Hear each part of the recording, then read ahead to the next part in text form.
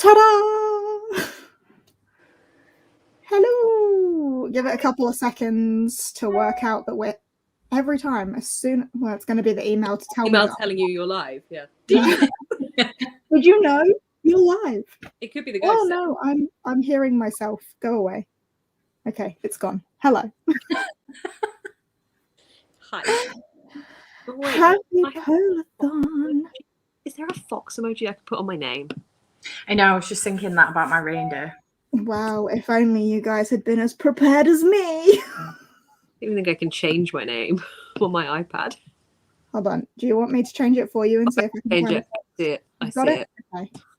There's not going to be a polar fox, is there? No, you'll just have to be a regular fox with a snowflake. People will get the gist. There is a reindeer one though, Steph. So yeah. Wait. Yeah. Right. I have not done public sprints in a while. So the fact that there's 200 people here scares me a little bit.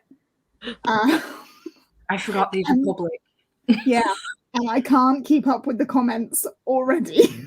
I can't even see them because I'm on my iPad. This is great. I'm totally oblivious. Oh, wait. No, I can see them. Sasha's here to ask about the ghost. He hasn't made an appearance yet. For those of you who are not a patron of mine or are and didn't come to yesterday's live show for whatever reason, my library is haunted and it may start just throwing emojis at you randomly. Don't know. We'll see. Nothing's spinning by itself yet, though. But I'm so overwhelmed by the comments.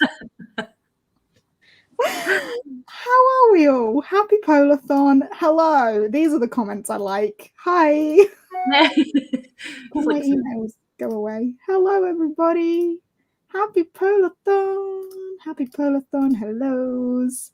Hello. Oh, Gavin's here somewhere. Hello. Alicia, hello.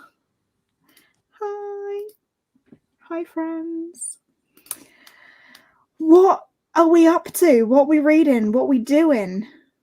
Represent your team with your emojis in the chat. Yes. Yeah, because we don't know how, like, I'll form words. Hang on. We'll get there. Yeah. We haven't really seen how many people are on each team, I suppose, collectively in one space, have we? No, because my whole aim is to make this as easy and chilled as possible. Yeah. I can't be bothered with like the registration and sign up and then remembering your unique name, and that just causes work for everybody. It's just vibes. Yeah, it's just vibes. We love it. Well, we've already figured out we're super non-competitive about this, apparently, because we were just like, should we buddy read this book together, guys? Yeah, it fits all three of our prompts, so makes sense. This is the least competitive readathon going, okay? I mean, to be honest, the snowball fight, you know, everyone's a winner in a snowball fight. Yeah, everyone has fun. Yeah. It's just fun. And when you go out in the snow and you have a snowball fight, you don't evenly distribute yourself into teams. It's just chaos. It's a free-for-all. My friend does have a scar on his eyebrow from a snowball fight because his brother threw a snowball at him that it turned out was a snowball of gravel, and it hit him in the face. Ouch. So, I was expecting that to go like it had formed ice or something. No, it just gravel. Was gravel, yeah. Wow. Like scarred his eyebrow. It's like where people would shave their eyebrow, but it's just a scar. I have a scar like that. Did you get a gravel? Yeah, like that. Did you get a gravel snowball thrown at your face? No, I tripped as a 4-year-old and the corner of a metal slide impaled my face. Yeah, okay, less fun. Or neither's fun, really, but yeah. Neither's fun, no. Yeah, okay, not as good. Yeah. 4-year-old stuff. There's so many people in comments, goodness me. Yes. Moominland in winter for the polar bears. There's lots of foxes around. Because foxes are sexy. I mean, that's, you know, it's a saucy animal. I'm digging a hole. Foxes, you know what I mean. Robin Hood, he's a fox. Okay, so, yeah, sexy fox. Robin, just expose yourself for being attracted to... I actually wasn't on the Robin Hood fox train, to be honest. I didn't really watch that as a child, but I know a lot of people are, so, you know. Foxes. It's just registered in my head. I was like, what has Robin Hood got to do with a fox? The Disney, it. the film, Yeah. the old Disney animated film. Or A minute. the fox from Zootopia. Yeah, the fox from Zootopia. Yeah. I did Foxy Fox is a just it makes sense in my head. Foxy. This If you're is Foxy, very coherent conversation. but if you're Foxy, you're kind of like you're a bit being a bit foxy. A foxy fox. The word fox has lost all meaning to me right now. I've said it too much. Beth is a furry confirmed. Hey, team metal slides impaling our brains. Woo! I have a dent in my skull from a cabinet in a bar. It's just not a scar, it's just a dent. Just a dent. Nice. Yeah. I do have another facial scar here somewhere from when I scratched my face as a baby. Oh. Less fun. Yeah. That must have been quite a scratch. With a knife? Did you scratch your face with a knife? With my fingers. Yeah. They can do some damage though, to be fair. That's why you got that glovey thing. Little mittens, yeah. Mm. Yeah. What are we reading? There's a good comment I can keep up with. This, didn't you? This House of Flame and Shadow, which I was meant to have finished, but I have a couple of pages, 200 and something pages left. But it's fine. It's fine. They still count for snowballs. Rachel did comment on the video today and ask, does current reads count? And I should have said, I figured people would just put it together because I am not a tyrant, that they will count for your snowballs. If you're in the middle of a book still from last week, but you didn't start it for Polarthon, you can carry on. The snowballs still count. That's fine. They've not melted. Yeah. That was me, all right? It's me, Rachel. I was panicking at 6 a.m. Oh, what have I done? What did you do? I don't know. It was like it tried to do it was like it attempted the fireworks, but it couldn't quite do it. There we go. It was the aftermath of the fireworks. I am counting We Are the Dead because I refuse to read anything else. I'm very glad you're enjoying that one. Reading The Secrets of Winter House. Nice. The reindeer read. Does anyone know if there is a polar fantasy with dragons? There is a book called The Ice Dragon, so I'm going to assume yes. You know the John Gwyn's Wintery? Not particularly. I was thinking this. I was thinking about picking up Norse Mythology by Neil Gaiman. Because I don't know why, but I just associate Norse mythology with like cold and winter weather. Do you know what I mean? But yeah. Would then the John Gwyn series, The Shadow of Gods, because that's Norse mythology, isn't it? Well, that's why I was looking at it. Yeah. I haven't read that, so I don't know personally if it would count. But if you think it would, then again, not a tyrant. Yeah. I mean, Game of Thrones. We got snow on it though. Anya and the Dragon. Yes, that looks polarish, but I have learned that just because the cover looks polarish doesn't mean it is. You did that with Malice, didn't you? I did that with what? Was it Malice you did that with by John Gwyn? Yeah, Malice I thought was polary because the sword on the cover looked like a snowflake. Yeah, I was looking at Malice thinking that. No. Half the King by Joe Abercrombie I also thought was polar because of the cover. No, it's not. I have read this. I should know, but I can't. Here we go. Leslie coming through with an answer. It's Norse and polar, so I would count it. There we go. Nice. And it's good. And it's good. I can't. Oh God. Louis, I have absolutely no idea because I haven't read that. If anyone has read that. Guipia. That's a cute name. I mean, there's an S in the title.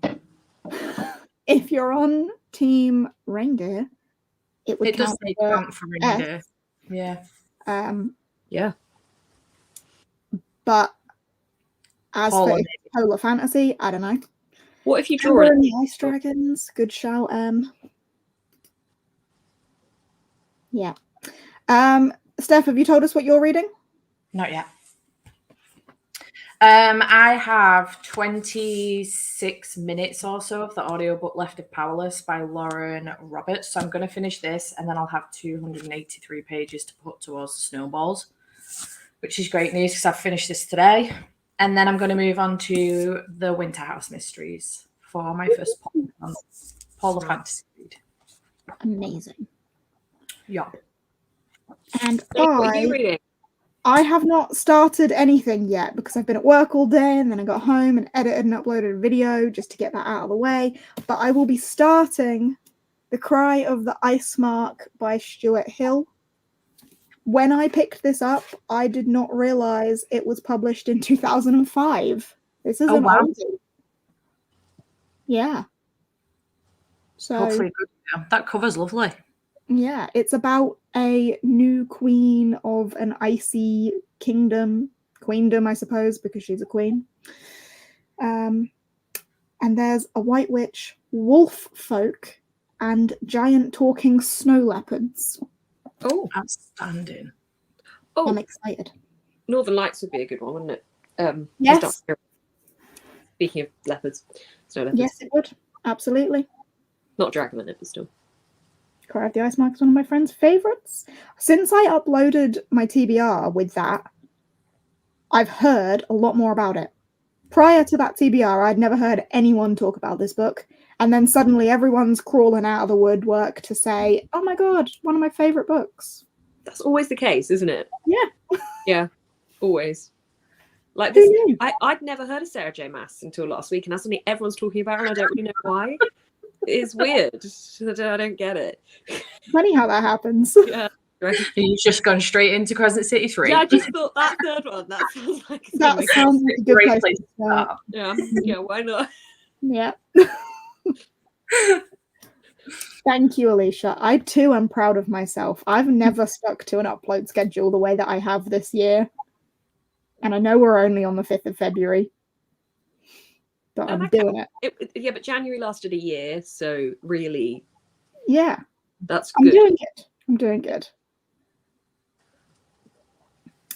Is it just an S in the title? I'm guessing S in the author's name doesn't count, but I want to make sure.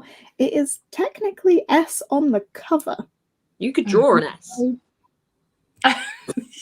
Please don't. Just Beth encouraging us to draw on our covers. Yeah, I know I said I'm not a tyrant, but I do have limits. Well, could you I'm just gonna say, if you want to colour your cover in blue, you can have it. You know. And Jade, surely if someone's got some shimmery washi tape. Just cover your book in glitter, it's fine. Yeah. Like, why not, guys? Why the hell not? Don't you find the dark stairs behind you creepy? I have actually tilted my screen away from them a bit. But the ghost I already know is in this room, so it's fine. Do you have, like, when you're focused on your book, and even though there's nothing, you start to, like, see movement out of the corner of your vision? Like, do you ever have that where, like, maybe it's your eyelashes or something like that? I have, hang on, I'll try my best to show you. The corridor over there, like, that's always very dark, and that's, like, where the rest of my flat and the front door and everything is. And I see stuff. It's like dusty mistiness in the corner of my eye, and I'm like, and that's something coming. In my head, that's the paranormal. Yeah, in my head, it's crawling upside down, like crab position, crawling to me. And, like, it's always when I'm on a live show as well, so I always feel like everyone would watch me die. That's really paranormal. Just catastrophize 100.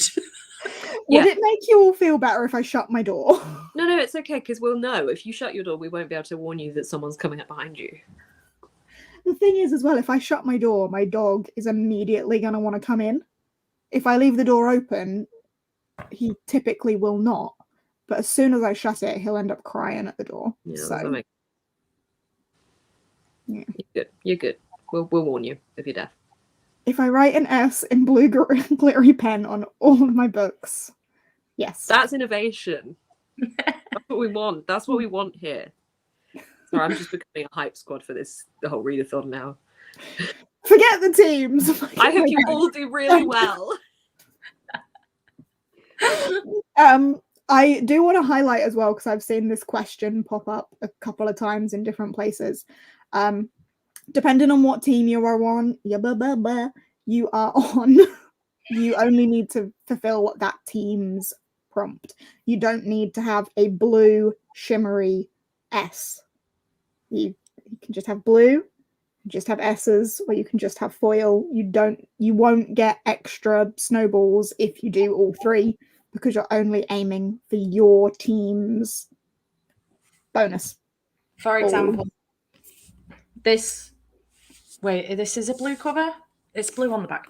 This is a blue cover, but I only get points for having the S in the title, not for the blue cover, because blue cover is not my prompt. This is a blue cover with foil and an S on the cover. I just get the foil ball. And this is a black and white Kindle with none of any of the the City of Stardust probably does have a shiny blue S on it. Probably does. I was thinking what the chances you'd get a shiny blue S, but I reckon that actually does have a shine, because the shine on the cover of the font is kind of bluey. It's holographic. Yeah, it's got. So there's definitely blue in it. Yeah. Yeah. So actually, I was thinking, how likely is that? And then I thought, well, actually, very likely for that book. Not the black and white Kindle. Obviously, if you are reading on a Kindle, like, just look at the color of the cover and like Google the cover. Yeah. Okay, unless you're reading on like whatever the fancy Kindle that's got colour is. Do you know what's killing me slightly? I mean, that's very dramatic. It's not killing me. I have a brand new Kindle sat over there in its Amazon packaging, alongside a clicker and a tripod mount thing where you can put it on your table and you can be under it and click it. It's all over there in a box, because I want to wait till the stickers arrive so I can do a whole video where I'm unboxing it and everything. And I don't want to open it, because I want to do the pulling of the tab in the video and have it all be one cohesive bit. So it's just sat there and I'm like, the commitment to the content is strong. Won't it be satisfying though when you have that rip and then you pull it out, rather than that rip, pull it out and then wait a week for the stickers to arrive? I just want to answer this quickly. You can submit your snowballs whenever you want. There is no time restriction on it. If you want to submit them at the end of the day for how much you've read that day, if you want to submit it for every book you finish, if you want to count them all up and do it at the end of the week, that's entirely up to you. Just try and keep track of what you have submitted or what you are yet to submit. But no rules on that, just whenever you want. It's really not very rule heavy here. She's very scary, though. She is really terrifying if you do it wrong. Yeah. She'll throw a snowball at you with gravel in it. And then whack your head on a slide. Yeah. If I had to suffer it, so do you. We've all had that one thing as a kid. You know, we've all had something that the big injury that we've caused ourselves. It's difficult. It's green. It's the agave green one, and mine's dying mine lasts me about 2 days of charge, and that one's just over there, fully charged, ready to go, and I'm just like. And you've been reading such a long book on it as well. Like, how has it been not to just be like, you know what, sod it, I'm setting it up with House of Flame and Shadow on there. It's Clipper at the ready. It's been tough. I think the Clipper is the thing I'm most like wanting, because I want to be under this. I want to be under it all fully. Yeah. And yeah. Maybe a good video. Use your judgment. Not clear. But like an ombre, I feel like if there's blue on it, I mean, if Steph's having like an S in a review on the back or something, then, you know. Yeah, if there's blue on it, you can have it. I'm counting all hardbacks as having foiled covers, because the spines of all hardbacks have foiled lettering. Except that one, Steph. Put it down. This book fits both of your bloody prompts. Yeah, it does. This doesn't fit mine. Is there any blue on the cover? Hang on, what's the oh wait. Let's get it. If you're reading Sky and Breath, then sure. No. Rule number 1, What Jade doesn't know won't hurt her. This is my biggest rule for everything. If you're a patron of mine doing my year-long pokeathon, readathon that I do, this rule comes up regularly. Not Danny, desperately looking for a blue spot on that cover. I thought it might be like, you know, a little logo. She's got her investigative light. It's shimmery. It's got shine on it. It's got a friggin' S on it. So many S's. like 50 friggin' S's. Why? No. Oh! Doesn't count, does it? Hang on. Where are we? What? The Facebook.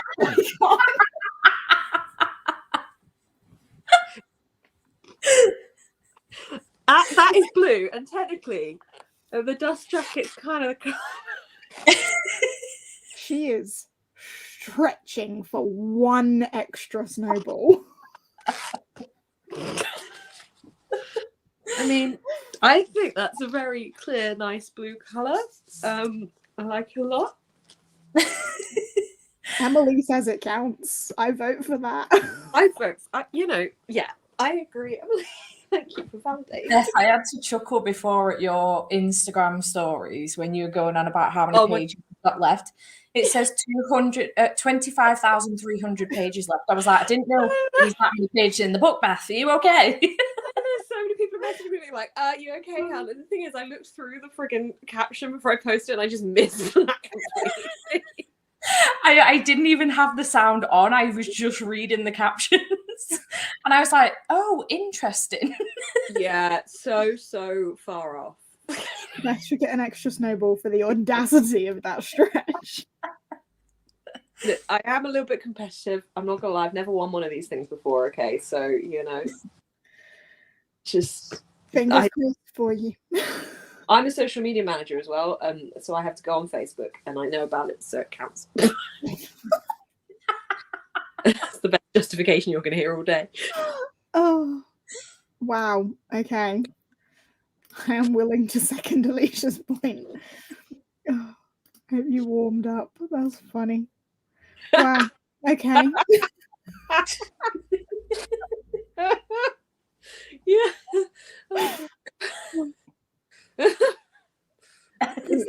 Tickled at that. Beth's team's already won.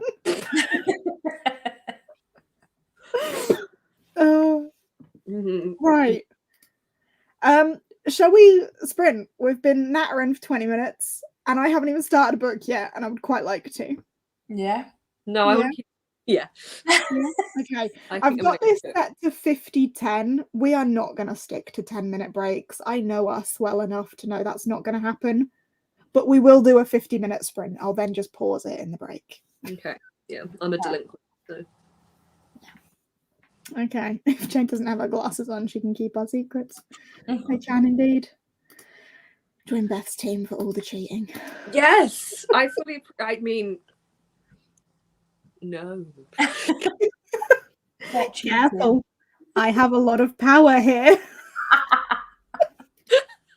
I didn't even know what happened. I didn't even register that you just changed. Spot the difference. I can't quite tell what it is. The ghost kicked you out. And me. Okay, right. Let's go. 50 minutes. Read your damn books, all right? Cool. For the polar bears. Let's go. Read your damn books. Dog.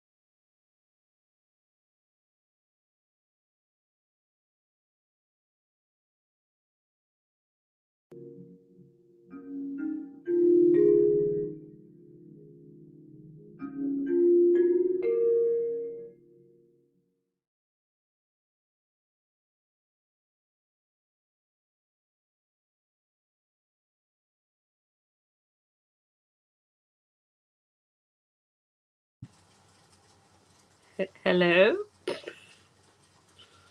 Okay. It's very dramatic. Shall I narrate her? Probably distract her. Here we have a Jade reading the final words of her chapter. Chapters have been around for thousands of years. Blessing for people of Earth and beyond with their winding ways. Look how she gazes upon the page, eyeing up her next line. This is a move we like to call the reader. See how she gets closer to the end of the page. The anticipation builds.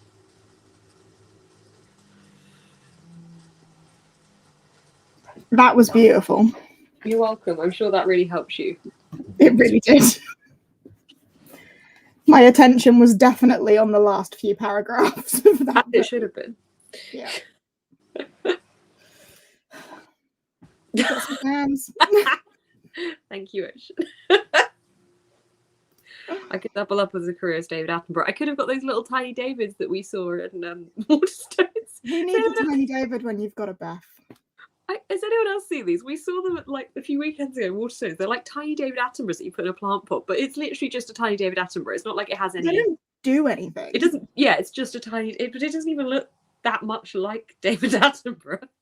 No, I wondered if they were like some sort of fertilizer dispenser or like a water dispenser or something, you know, those little things that you stick in the soil. But no. Just tiny David. Just a small David. Fair enough. I mean, he should be immortalised, so in that form, why not? I'm scared by the ghostly chimes. I'm sorry. I was just confused as to whether everyone else had heard the chimes. Yeah, Steph's abandoned us. So long, Team Reindeer. Yeah. You guys can all jump ship. Come to our teams instead. Absolutely. I want a tiny David. You know, same. David Attenborough, I think everyone agrees, must be protected at all costs. Absolutely. Like, you know, every time I see him trending somewhere, I'm like, no, it's okay. It must be okay. Yeah. Did Jake just walk behind you, or is that a ghost? That was Jake. Okay, good. That'd be really I weird. did put in that sprint. Go on. Go on.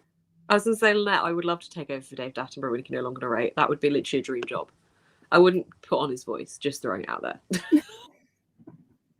What were you going to say?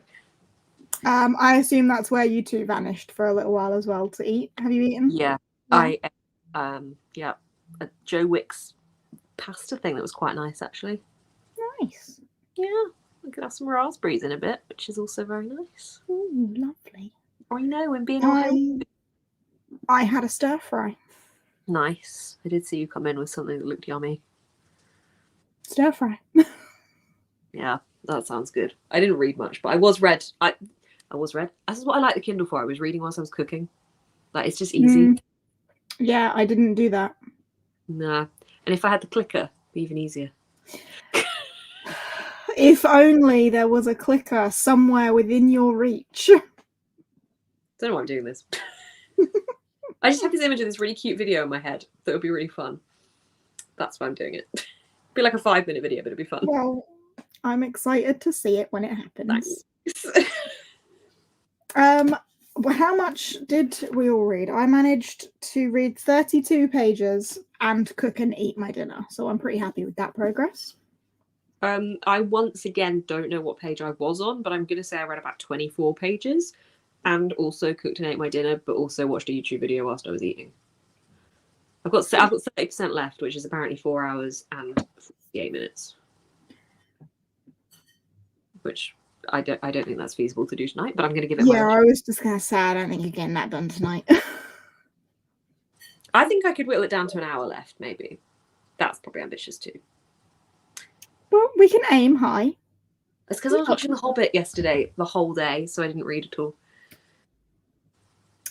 Pages of the Winter King, 100 pages. What? Is that a manga or an anime or something? I hope so. Otherwise, Jordan, what are you eating that gets you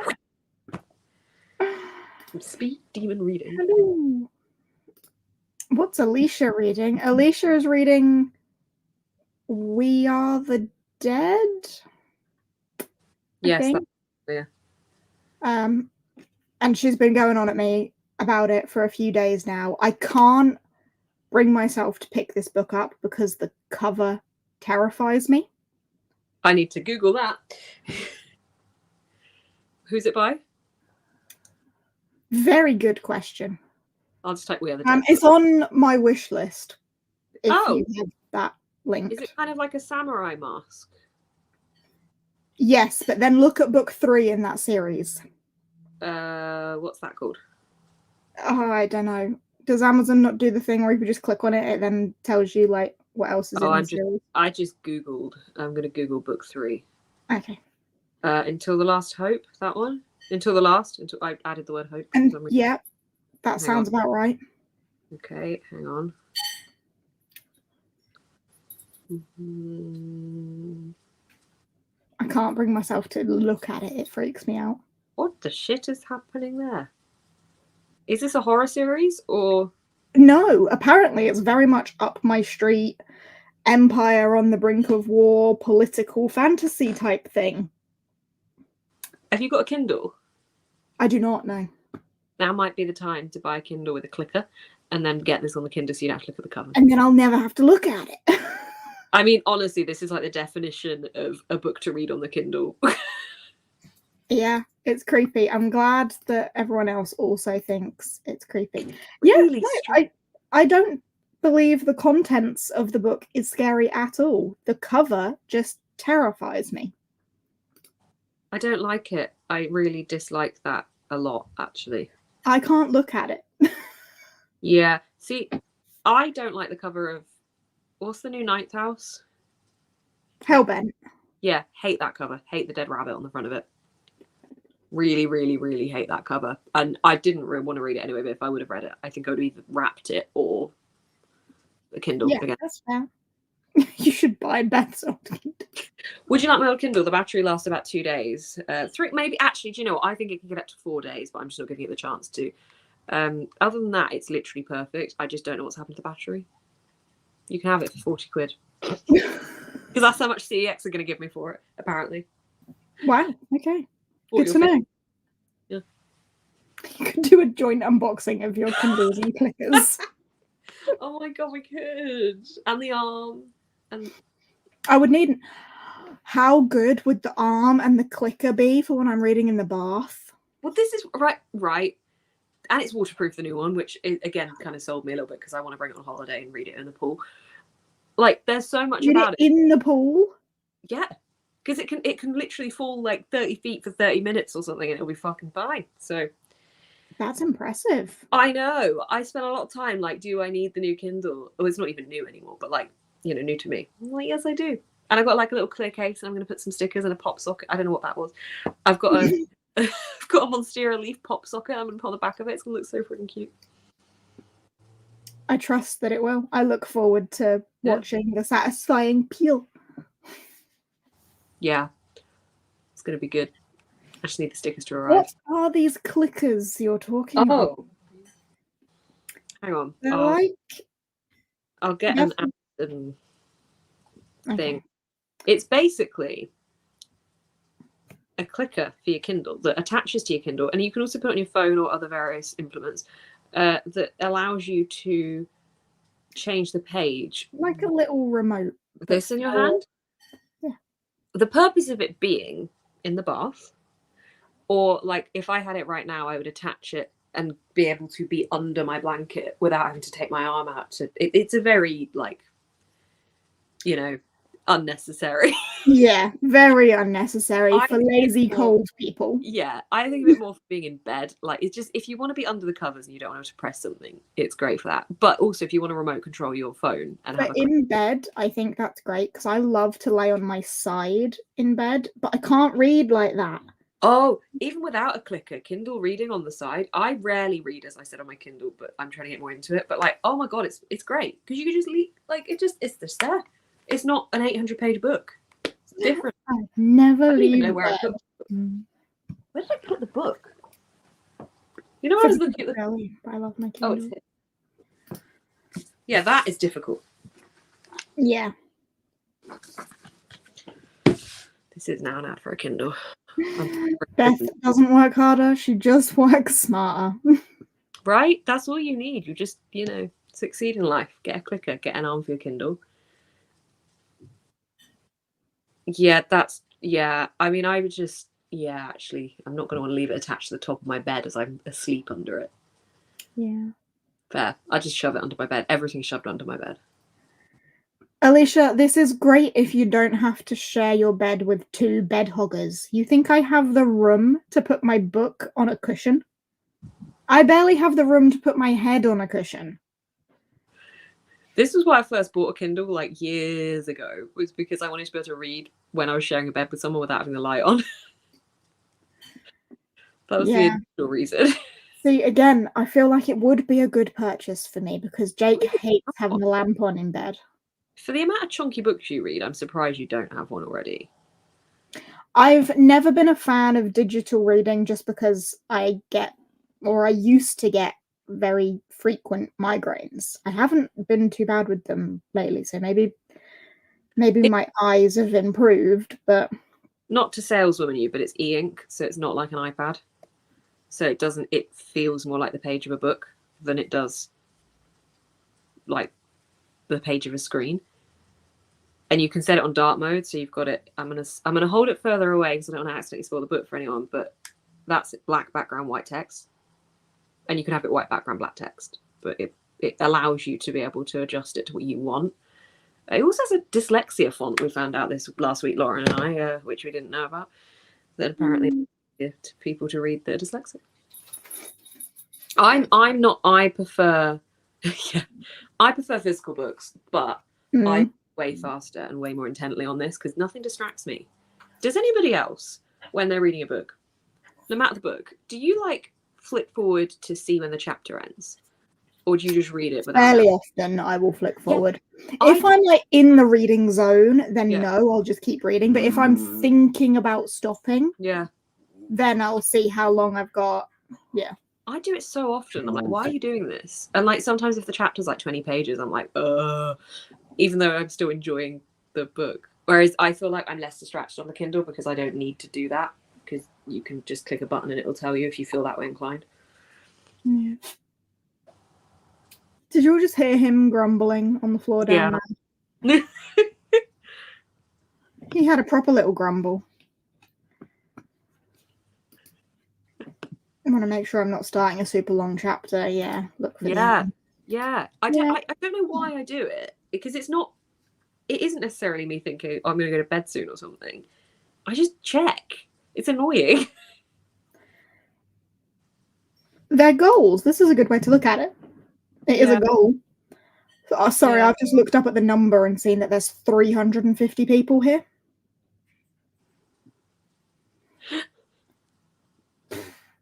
That's why Steph's not come back. Yeah. Scared her off. Yeah. A little bit. I thought it was Jake. It's the dog.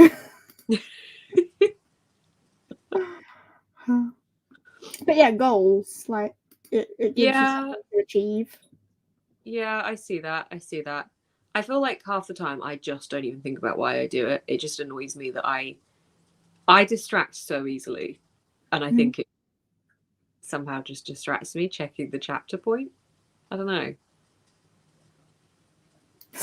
Stop looking at the number. There's 3 people here. And everyone else is naked. No, that's weird. Oh. That's a different area of the internet. Oh, I like the idea of them being goals, but it's usually because I'm bored. So you're like eager to get to a point where you can stop, or it changes, or I know what you mean. I feel like I'm less inclined to do it if it's like a thriller or something that's really fast paced, or if you know it's got short chapters anyway. It's so silly, isn't it? Because you're going to read that whole book. Why does it matter how long the chapters are? Yeah. Shit, I thought I pulled my trousers back up. I think it was your butthole, sir. I think you just flashed the people on the internet. Yes. I think that's what you did. My iPad camera, which I'm on, like has a way wider lens than my laptop. And when I'm on Patreon sprints, I forget that. So like if I bend over to pick something up, I just flash everyone my arse, and I never really talk about it with everyone. So I thought I'd announce it to 350 people instead. But I just literally like it's constant. I don't know why I need to pick things up so often, but like. And what are you wearing where you're flashing your ass? It's my thong and my maid outfit. I do the bend and snap. This is what you can expect from my content. I think if 300 people were watching me, it'd be way worse if they were all naked. Would you rather be naked, or would you rather the 300 people be naked? I mean, neither of those outcomes is good. And yet, your answer? Would probably be them. Yeah, them is surely is better. I wouldn't know where to look, but I don't And know. I would also be very concerned as to why. Why are 350 naked people coming after me? Well, they're not coming after you. Whoa, you added Why that. have they followed me into this room and are now watching me? What's happening? I mean, maybe you're at a nudist beach and you're giving a talk, and for some reason you forgot to take your clothes off. Oh yes, that's common. You and Kath have the same brain. Yep. See, Kath gets it. She gets me. Hey, G. Hello, G. Is it going to do it? It is going to do it. Here we go. Do that. Oh. There we go. Yay! I struggle to remember what they would do. What have I walked into? A nudist beach online. If you had 350 people watching you, would you rather you were naked or they were naked? This is the next would you rather question for your Instagram thing. What is it called? I have no idea. That thing. What the hell is it called? Where people congregate. What is it called? That's annoying. Broadcast channel. It's called a broadcast channel. There we go. That's it. Would you? Yeah. All right, I'm going to do it now. I'm going to place your bet. Oh yes, the very popular TED Talk stage, a nude beach. Look, wouldn't that be kind of cool? Like, isn't that a bit of a niche idea? Definitely them. Sorry to them. It's definitely the right answer. I'm putting it on the broadcasting channel. I just said what it was called and I've forgotten already. Yeah. No, Beth, not cool. You have a bizarre sense of what is considered cool. I feel like no one's going to pick the option. I'm going to be surprised. I don't think anybody is going to pick to be the one naked. Yeah, I don't think anyone will. I still think it's a good question, though, because I am still concerned as to why there are 350 people naked watching me. So would you rather be naked and presenting to 300 people, or be presenting to 300 naked people? Nobody is going to pick the one where they're naked. Nobody. Be presenting to be naked and presenting to 300 plus people. Be presenting to 300 plus naked people. Okay, it's in there. It's in the broadcasting channel. Fabulous. Answer to this question: each book you read, for every so if you read 5 polar fantasies, then you get a bonus snowball for each one of those. You are all good. Yeah, no one's voting for the other option so far. I can be naked if the 350 people pay me a lot of money. Yeah, actually, that could sort me out quite a bit. So yeah, am I making money being naked? Okay. I guess no, in either situation, no one's making any money from this. But in a different hypothetical situation, I would do it for money. Not like a tenner, but like, if each naked person wanted to give me 100 quid. No, I'm naked. If each person wanted to give me 100 quid, is that not just porn? Is entry into that territory now?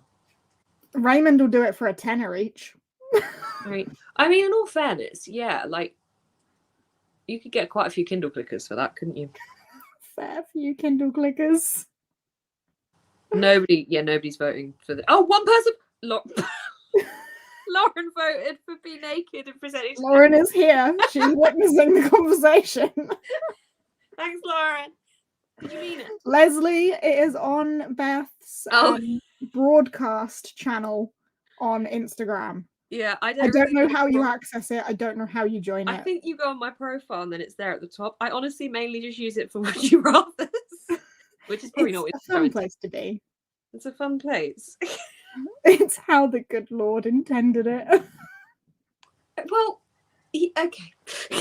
Oh, interesting thought. I'd rather be part of the 350 naked people. I didn't think to give that as an option. Wait, you want to be naked watching someone present? No, they want to be naked with 349 other naked people. Oh, you want a big naked situation. Okay. No, still only Lauren has voted for being naked and presenting. I should have put that as a third option. Do you want to be in the naked group? Because maybe it's better if you're multiple people are naked around you. Like when you get changed in horrible public changing room. Like, who wants to get naked after they've gone swimming? Too many cheeks for my liking in any of these scenarios. Yeah. You'd fade into the background. You would. Yeah, nobody would give a crap if you were all naked.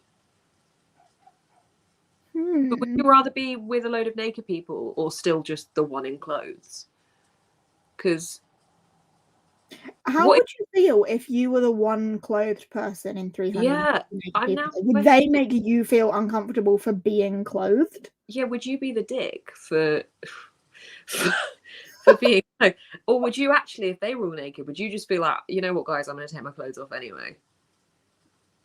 But they're all looking at you, whereas they're not looking at you. Yeah, then they'll all watch you.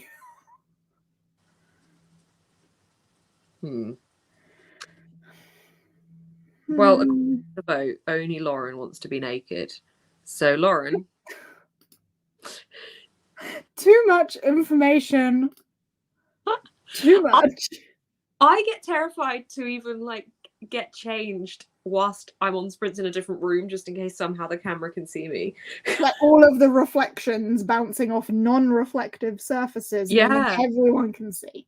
Yeah. If you ever see a scene in my vlogs where I'm filming a shot in the bath, know that I have screenshotted, zoomed in, and magnified every single inch of that screen so I can check you can't accidentally see me naked. The taps fool you. Nobody needs to see a weird distorted nude. That is true. The taps, and if you've got one of those baths that have the cover over the overflow. Oh yes, that thing. Yes, that also, and that's really bulbous. So yeah, it's proper convex. Yeah, and the glass door as well, depending on how clean that is. There's many places you can be seen naked in a bath. It's almost not worth filming in the bath, and I don't do it often, but sometimes for the vlog I will do it. I tend to film my bath bombs, but I am not naked at that point, so. Oh, I might be naked at that point, which means I'm also checking if my shadow is what film is it where there's this old woman who turns into a younger woman? Is it like Snow White? There's this old crone woman. I can't think what it is, but she's naked. Why do I know what that is? There's some kind of old film where there's this old crone woman walking around naked. Oh, it was in The Witch, something or other with Anya Taylor-Joy. It's a horror film, and there's this old naked crone lady. That would be, I don't know why I'm doing this to myself, but that would be the reflection you'd be seeing, the shadow of me. Okay. Hi, 350 people. Love to say I'm surprised by what I'd love to say I'm surprised by what I'm entering. I do this every time. Every time we are together, it ends up being. It's funny. It's chaos. Fun. This is. Now we know. Anytime Beth films a bath scene, she is in fact naked. Well, I'm going to be in the bath. You know, I don't want to. Yeah.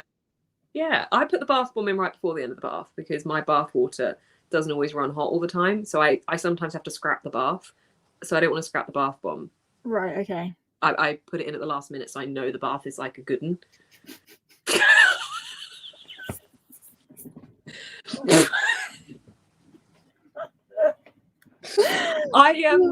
So my friend thinks it's really funny. He comes around my flat and he started off turning books upside down, like just one book, he'd turn it upside down. And then I'd take a photo of my bookshelves and I'd be like, for God's sake, that's upside down. And then he started like moving books to different places. And then he started hiding my plug in my bathroom. So I would go to have a bath and the plug would be some stupid place. And now he just keeps hiding general anything. So he'd hidden a load of shit the other week, right? And he then said he put it all back. And he left and he was like, I promise you, I put it all back, including the toothpaste that he put in the freezer. So I'm like, right, okay, fine. Okay. So then I have a hot girl shower the next morning, everything. And I want to put on my very expensive body cream that I only use for like hot girl showers. It's special. So I went to get it and it wasn't there. It wasn't where it normally is. And I'm like, he's bloody hidden it. And I go and check my phone and there's a text from him saying, you might want to check under your bathroom sink. Now I hadn't even messaged him at this point. So I'm like, you bastard. So naked, I go to my bathroom. You scuttle across.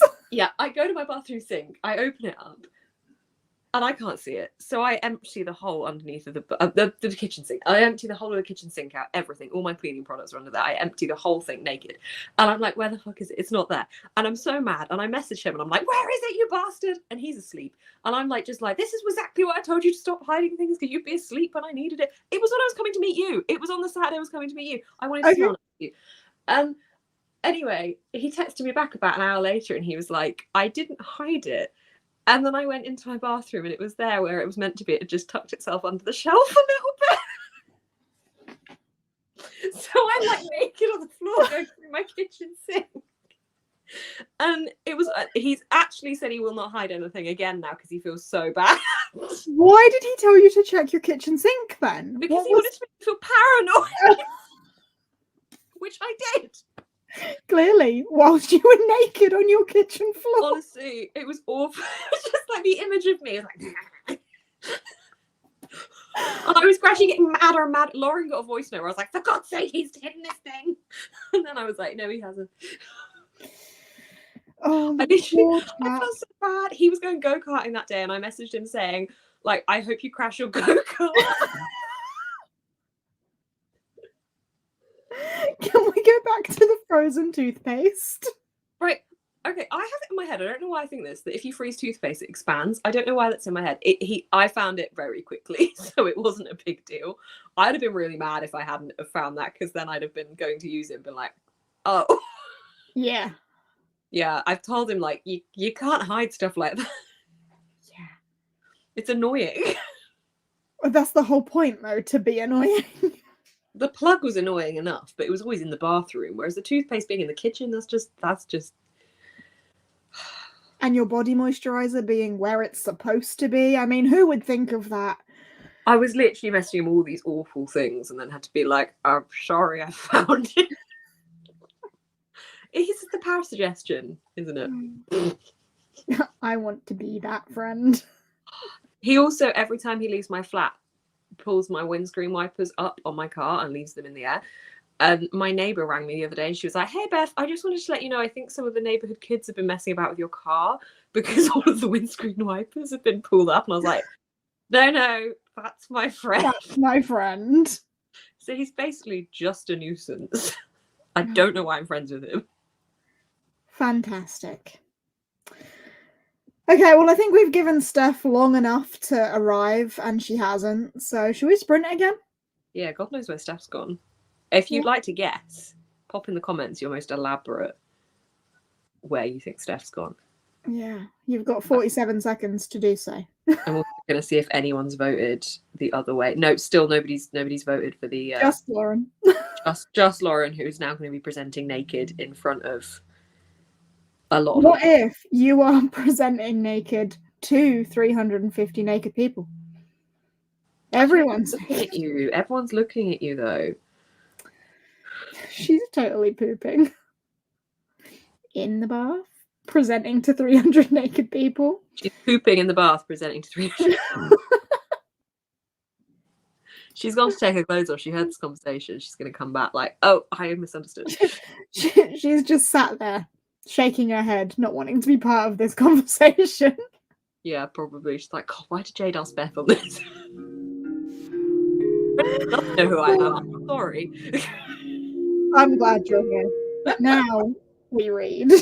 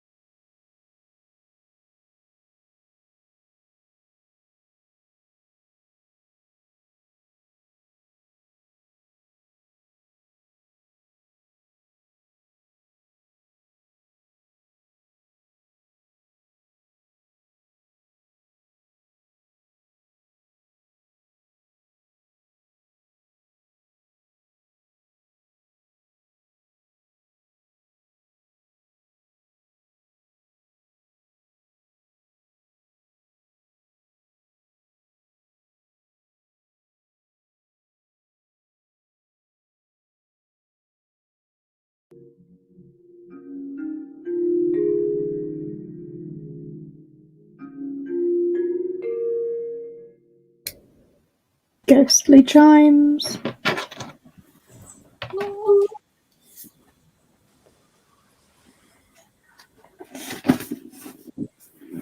How are we?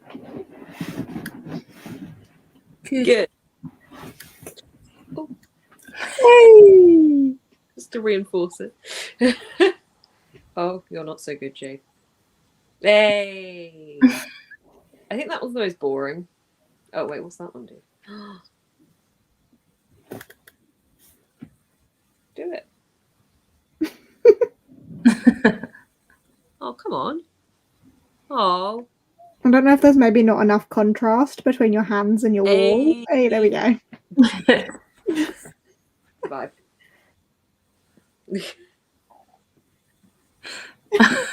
How do you make the balloons come? Which one's the balloons? No. Oh, is it that one? Did you do peace? One. God damn it.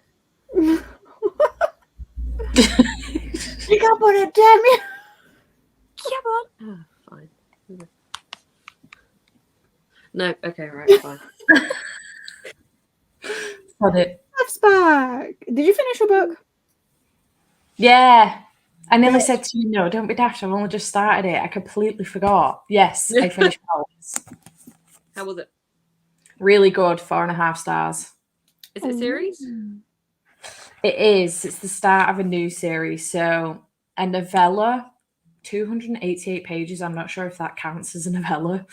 That's what I thought. Comes out in April, called Powerful, and then Reckless. Book 2 comes out in July, I think. Is it adult fantasy? What? It's deemed YA, but I feel like it's more. I haven't been able to figure out, unless it was mentioned at the beginning and I've just fucking forgot because it was a week ago. But unless it feels more new adult, I just feel like they keep putting books in YA categories because they forget that what new adult is a thing. Yeah, I agree. Yeah, it's like Binding 13 and Keeping 13 that I read last month. I was talking to Jade about this, and I was like, they're down as YA, but because of the subject matter within them, even though the characters are 16 and 17, so they are classed as YA, the subject matter definitely makes it new adult. Yeah, I think just because the characters are teenagers doesn't mean that's the target audience. Exactly. I mean, prime example of that, just look at the Farseer trilogy. Like, Fitz is like 8 in the beginning of that. It's not a book for 8-year-olds. No. Yeah, and also the Poppy War, they're kind of new adult age, but that's an adult fantasy series. For sure. But yeah, otherwise it was really good. Yay. I had a good time. And I'm now 110 pages into Winter House Mysteries. Tearing. Killing it. That is good progress. Yeah, I'm super tired though. My God. Aww. 5:30 this morning has been a killer. That'll do it. Oh, excuse me. Yeah.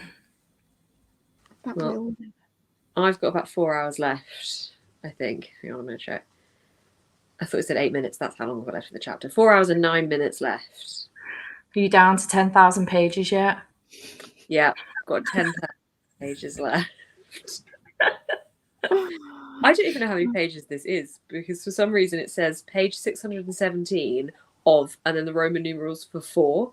So, yeah, I don't really, I mean, clearly something's errored there. So I think it's 800 and something pages. So I'm going to say I have about 200 pages left. Nice. It's so good. Yeah. Jade, how you doing? Right, I'll go hard this weekend. Yes. You can get through the week. You got this, Cece. I didn't read much at all. I'm only on page 59. Oh, it's disgusting. So I only managed like another 25 pages or something. Smashing it, rat bag. Not smashing it at all. Are you working this whole week? Yeah. That sucks. I've got half days on Thursday and Friday. That sucks less. Yeah, that's a bit less. Well, that's, you got this. You got this. How many books are you trying to read? As many as I can, but my TBR only has 2 on it. But I do want to read more than 2. I have 2 on mine, but this is not one of those 2. Yeah. I feel you. Yeah. It's because she got up at 5 and started working. Oh, yeah. Yeah. Do you have to work tomorrow?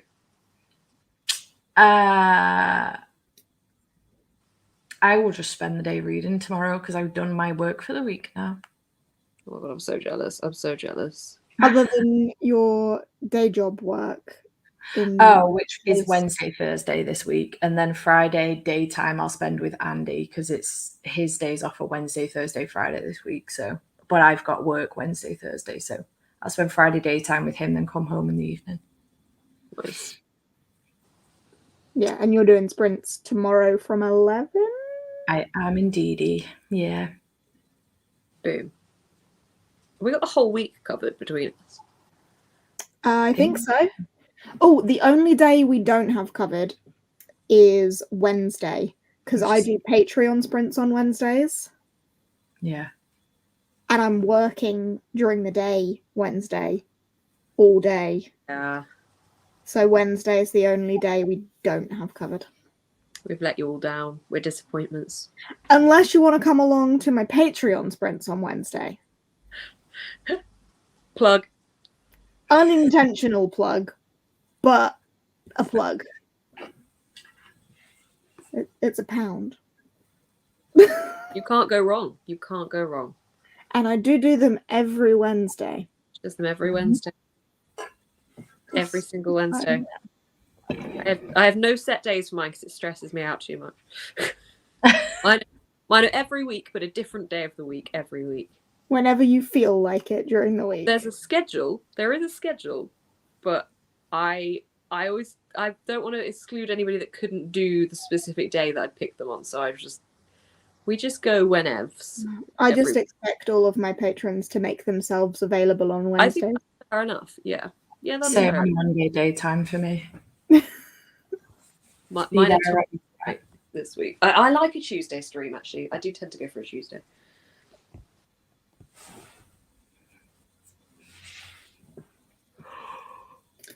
Woo! Woo. Yeah, you're organised with a monthly schedule and everything. I won't even tell you that there's actually 2 months planned in advance every month that you see a month planned for. It's because it stresses me out to not know where I'm at with things. Whereas if I plan it far enough, then I know I'm going to be able to fit everything in. Yeah. Otherwise, things clash. How are you feeling about The Bright and the Pale? I read that for Polarthon last year before. Can't remember. That's the Fairy Loot one, isn't it? That was years ago, Fairy Loot one. Yeah. Yeah. It's very polar covered. It is very much polar fantasy. Yeah. I don't think I've even got that many polar fantasies on my shelves. There are other days as well, Laura. We're plugging them as other days too. Sometimes they're at the weekends. I need to ask Steph the naked question. Oh yeah. Okay. Steph. Yes. Question. Would you rather present naked to a room of 300 plus clothed people, present clothed to a room of 300 plus naked people, or an additional third option, be part of the 300 plus naked people watching a presentation? Whether the presenter is clothed or not is up to you. So the last one, I'm in the audience naked. But everyone's also naked. Oh, okay. So really, it's, do you want to be the only clothed one, the only naked one, or one of the hundreds of naked ones? I was before you gave me the third option. I was going to be the clothes one in front of a room. But now I don't know whether I want to be part of the nakedness because then I'm the same as everybody else. I don't know. I don't like being naked. I'm not going to lie. I'm the same as you. I don't think I'd ever want to be the naked person in this situation. Yeah, I think I'd want to be close. I would. I mean, to be fair, I don't like to stand in front of a crowd either. So. Oh, there's an added issue of that like that just complicates things. Yeah. So the fact that they're all, I mean, they always say, don't they, that when you're going to give a presentation, just imagine everyone naked and then it's less awkward for you. And I'm like, I'm not sure how that tracks. I just can't help but wonder why I'm presenting to 300 naked people. Like, why are they watching me? How have I got myself in this situation? Lauren texted me and asked for context to her presentation, given that she picked. Also, more people have selected the naked option on the poll. So I told Lauren she was presenting on the history of the duck-billed platypus. Oh, to 300 naked people. Yes. Yeah. It's not also at all related to their nakedness. Okay, what if it's a naked convention, but you are a speaker to the naked convention? So you don't necessarily, you're not naked yourself necessarily. You're just attended to speak at this event because you want to tell them about your YouTube channel, and that's why you're at the event. Trying to break into the nudist community. Yes, so you yourself are not a nudist, but you've been invited to talk at this event because they heard about this live stream and they thought it was relevant to their content. It's a bit of climate change. Yeah, a little bit paradoxical, but you know. The more I think about it, the more I think I'm going to have to be part of the nudist community. Honestly, yeah. I have very severe anxiety and I don't do well with crowds. Okay. Standing in them, whether clothed or naked, not that I've ever stood in a crowd naked, that would be strange. But I don't do well public speaking. I am awful at it. So I feel like to be publicly speaking to over 300 naked people would be even worse. There would be just naked parts everywhere and I would not be able to concentrate. Could you imagine me with my ADHD in a room full of naked people trying to talk to them about my YouTube channel? I get distracted by a pigeon outside the window. Never mind 150 penises. Exactly. It would be hard because you'd just be talking and you'd just be like, and so penis. Like, exactly. It would be difficult not to see. I'm definitely taking the clothed presenting option because I like, do I like presenting? I think I'm okay. I'm good at presenting. So I don't mind the presenting element. And I just don't want anyone to see me naked. I just don't need to be naked. I don't care if I'm the only one not naked. Yeah, I don't want to be naked either. What's a super sticker? How does Cece find these magical features on YouTube? She's a wizard. And she's donating her pennies to the polar bears. Polar bears. For the bears. For the window. The fundraiser, I assume it's like just constantly running, is it? Yes. Yay. There is no limit on when you can donate by. There we go, guys. Just keep going. Could be a Christmas present, could be a birthday present, could be a Valentine's Day present. Could be a naked Tuesday present. Oh, Jade asks a valid question. Can I see the naked audience or am I blinded by a spotlight? If I'm blinded by a spotlight, I might do a little bit better. You can see the naked audience. You're not finding loopholes here. Yeah. All right. There's also cameras filming it, like, to be able to project it onto bigger screens as well, so you can see the audience in the background. Oh no, this makes it even worse. I was about to say I'm going to be naked in the crowd while Beth's presenting. Please don't spot me. Now the camera's on me. Oh, I don't want to. Hang on, I don't want to know the people I'm looking at naked whilst I'm presenting. Too late. I'm in the audience. Oh no, but I'll never see it. Okay, I can deal with that. I'm an adult. It's just a naked body. This brings me back to my earlier point that I didn't fully expand of why changing rooms just have open changing areas where you just have to get naked. Yeah. It's just unneeded. You go for a nice swim and then you have to like get naked in front of all these people that you don't know. Or that maybe you do know. I will always find go to swim place that's got rooms? Lauren, no. I don't think I would. I think I could actively avoid looking at you.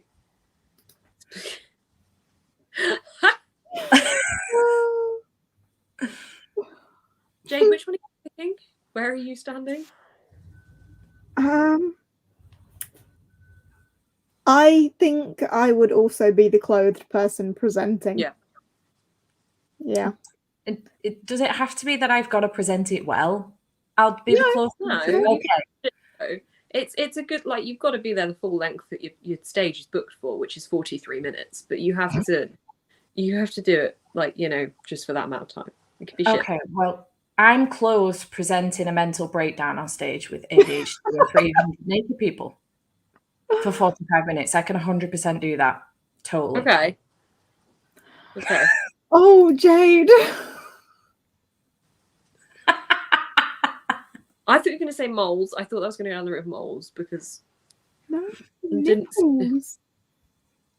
Do you think it'd be a fun game to connect the dots because they're just going to be a fairly straight line? Well, I forget you'll be on a stage, right? So you'll be looking down an angle, so they will be kind of tiered nips. You'd get really distracted from what you were saying. Really distracted. How has this happened again? We're having the same conversation a second. Someone commented telling us that we had to ask Steph. I didn't derail it. It wasn't and me. It's always Lynette. There we go. She's a troublemaker. Lynette is a troublemaker. I'd like it on record that the first time it was me, maybe. The second time it was not me. Okay. Kath's in the crowd as well with her. Yeah, see, if you and I were next to each other, Kath, I'd just whack you in the face with my boobs. So.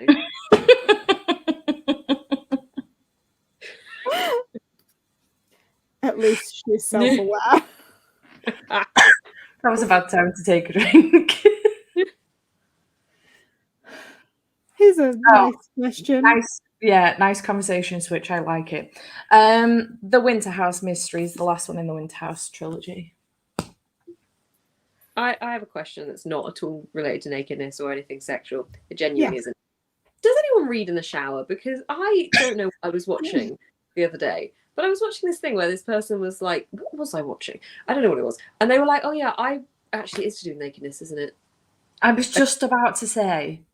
It wasn't meant to be. It was meant to be. Right, hang on. Here's my thought process went. I went, okay, I think I'll go for a shower in the next sprint in my head. But I don't want to stop reading my book. And then I was getting to the point because I hear people read in the shower.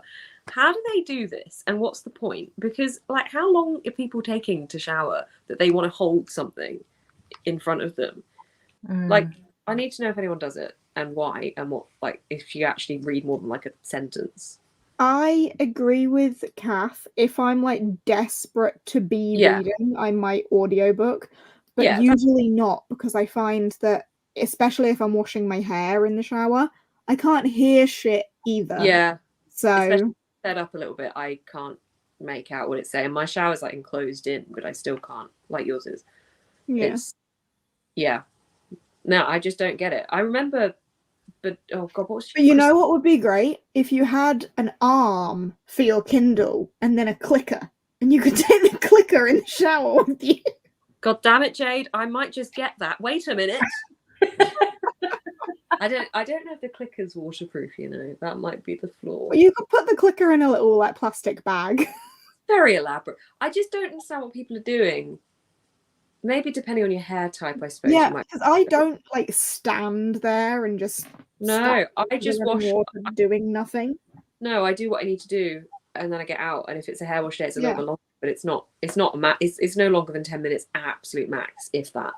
I mostly do that, but on occasion I have had like a 30-minute shower. If I'm having a totally disassociated, completely out of my head, not feeling myself day, I will just stand in the shower for 30 minutes till I remember where I am and what I'm doing. And then I'm like, why am I still here? Yeah.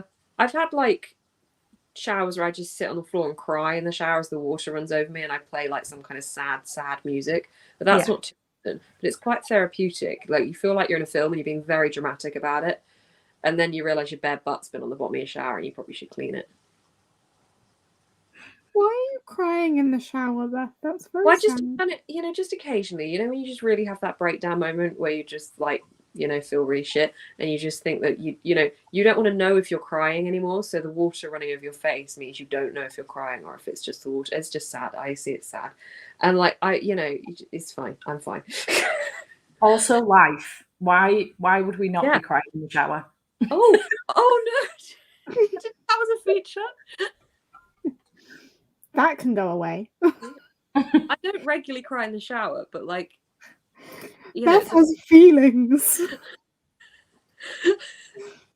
It's quite therapeutic to cry in the shower, I think. There's lots of fun like experiences you can have in the shower. You can dance around, you can have a party, you can read. Apparently. See, it's cathartic. Showers can take an hour if it's an everything shower. Oh. Well, my everything showers don't take that long. No, mine take about 10 minutes, I think, at the absolute max. It depends what I'm shaving. Your hot girl showers take you like 10 minutes. Yeah, I reckon I could take about 10 minutes. I'm a fairly efficient showerer. I've nailed it. I would say my like regular showers are about 10 minutes. My everything showers are probably closer to 20. Oh no, I will have a shower in the next sprint, and that shower will take me about a minute and a half to 2 minutes. My God. You're not washing your hair though, are you? No, that's not a hair wash. I wash my hair like in about well, that's my everything shower. My hair wash shower is an everything shower. Oh no, I have an everything shower like probably once every other week. I'm not shaving everything twice a week. No. Yeah, see, I am a Yeti, so if I don't, then hairs will poke through my clothing. Okay, Bigfoot. Yeah, see, I am literally. How many people am I announcing this to now? How many people are here? 307. Cool. I have no shame. Wear leggings and you have spiky hairs. It's coming through. It's annoying. I find it irritating. And then you don't have to shave as often. Like the more you shave, the easier it is when you do shave. So you don't have the big because we've all had the everything shower where you think you shave perfectly and then you get out and you've got this lovely long strip of hair still down your leg. And you're like, how did I miss that? Yeah. Yeah.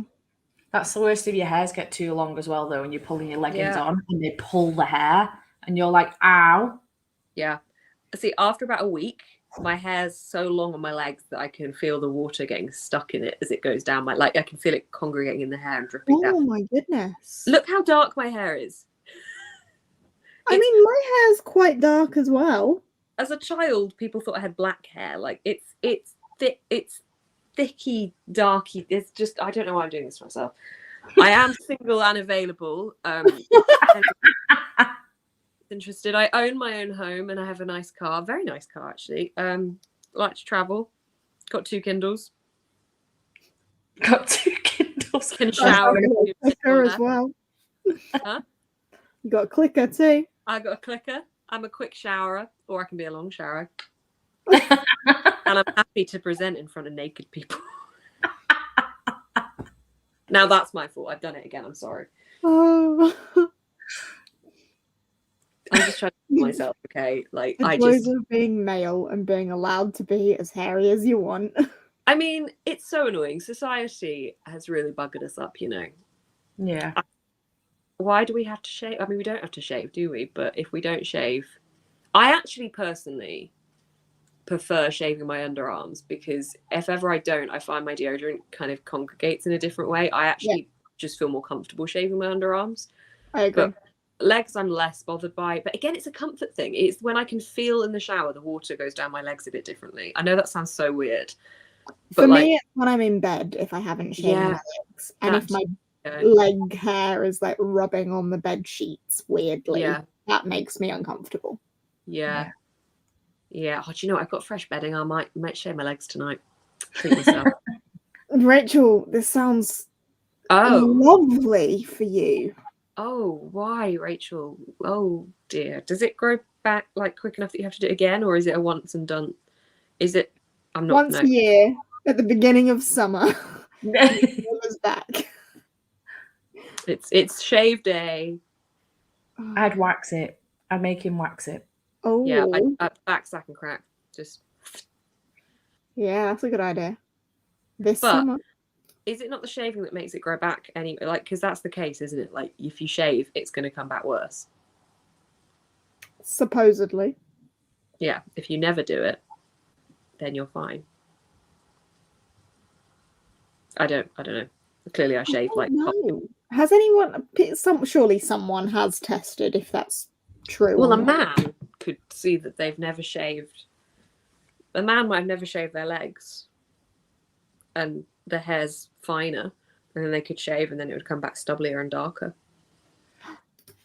Rachel's coming in. It's actually a myth. Oh, well, good. That's good. Think that's a myth. There we go. Okay, great. I'm just a Yeti then. I've just always been a Yeti. Yeah. Once again, single and available. That should do something. That is Apple's missing out on the finger guns. That's true. Yeah. I don't know what it would do for that, but my husband just walked in the room and said, "What are they shaving?" His back. Or legs. Mm-hmm. Yeah. Yeah. Betty Yeti. Forget Betty Spaghetti. What they call me. God. Yeah, I'm not really selling myself at this point. You're fun, carefree, entertaining, and hairy. Yes, that's what you can expect from my content, except the hair isn't really in the content, other than the hair on my body that you can see. You could make the hair content. I think I once posted about If you stop zooming in on the drain cover of your baths, then we could see it all. I have this bendy whacker thing that goes down the drain because, like, of the way my drain works, I have to unclog it quite often. Yeah. Even though I put a hair catcher in, they just don't work. And oh god, it's so satisfying and yet so truly revolting. It's because it's got all the shampoo and the conditioner that's congregated into this blob of a hair baby. That's just, I mean, it's honestly, I do it regular. Like, my shower is clean. If you know me, you know I'm clean. Clean and hairy. Oh, why am I doing this? I'm gonna go have a shower now. And then you will be cleaner and hairy. Yeah, you'll see me in 30 seconds. I'll be back here in my pajamas. I reckon genuinely I'll be back in about 10 minutes with like fully face made up and not face made up. What? I braid nipple hair regularly. Your nipple hair? What? That's the sort of thing I would get distracted by if I was on stage in front of 300 naked people. Someone would have braided nipple hair. It's a bit Dothraki, isn't it? Almost style. You could really do some damage if you pulled someone's nipple hair if it was braided like that. Ouch. I'd be shouting across the room, "Bethany Pornstar, is that you?" With braided nipples. I reckon see I have braided nips anywhere. Oh, stop. Now you're talking. You get the hair. Would you, if you had like long enough nipple hair to braid, do you think you'd have to shampoo your nipple hair? Beth? And condition? Care to enlighten us? Because whilst I have pointed out my status as a Yeti, I'm not that much of a Yeti. Not there's anything wrong with that. But, you know, I've not got braided nipples. Not Yeti. If this is, are you blonde, Beth? Is that your natural hair colour? Because I feel if you're blonde, then you're okay. Every time. I listen, I had nothing to do with this conversation. I came back to it after it had happened. Why did it happen? This live shot such a weird You have no idea. Oh, I know how it happened. Oh, what? It happened because you said there was 350 people, and I said imagine them naked, and then we spiraled, and that was 2 hours ago. And that was 2 hours ago. Yeah, you know what, you'd rather this, guys, than anything else. Anything. anything else. Oh, Nothing. where can I am so sure I have hair everywhere I don't want to have hair already. Like, where else? Elbows. I can't imagine hair from the elbows. Ew. You can get hair on your shoulders. I've seen that. Not on me. But you can get hair on your Yet. E. I mean, I really wouldn't put it. Why am I so hairy? It's so annoying. Yet my arms are okay. Somehow I've got away with not having too dark a hair on my arms. Beth going into a pure downward spiral about being a Yeti. It's because my dad has so much hair. Like he used to have hair down to like here, and like have it all like backcombed out like Edward Scissorhands style. So I think that's possibly where it's come from. When two brunettes have a child, it makes a Yeti. And yet I don't even have hair. Like I didn't even get that. I just got these like scraggly thin hair and then just hair everywhere else. Throat. Oh no. I mean, to be honest, I don't want it on my chin, but if it happens, I will, kind of do a little. You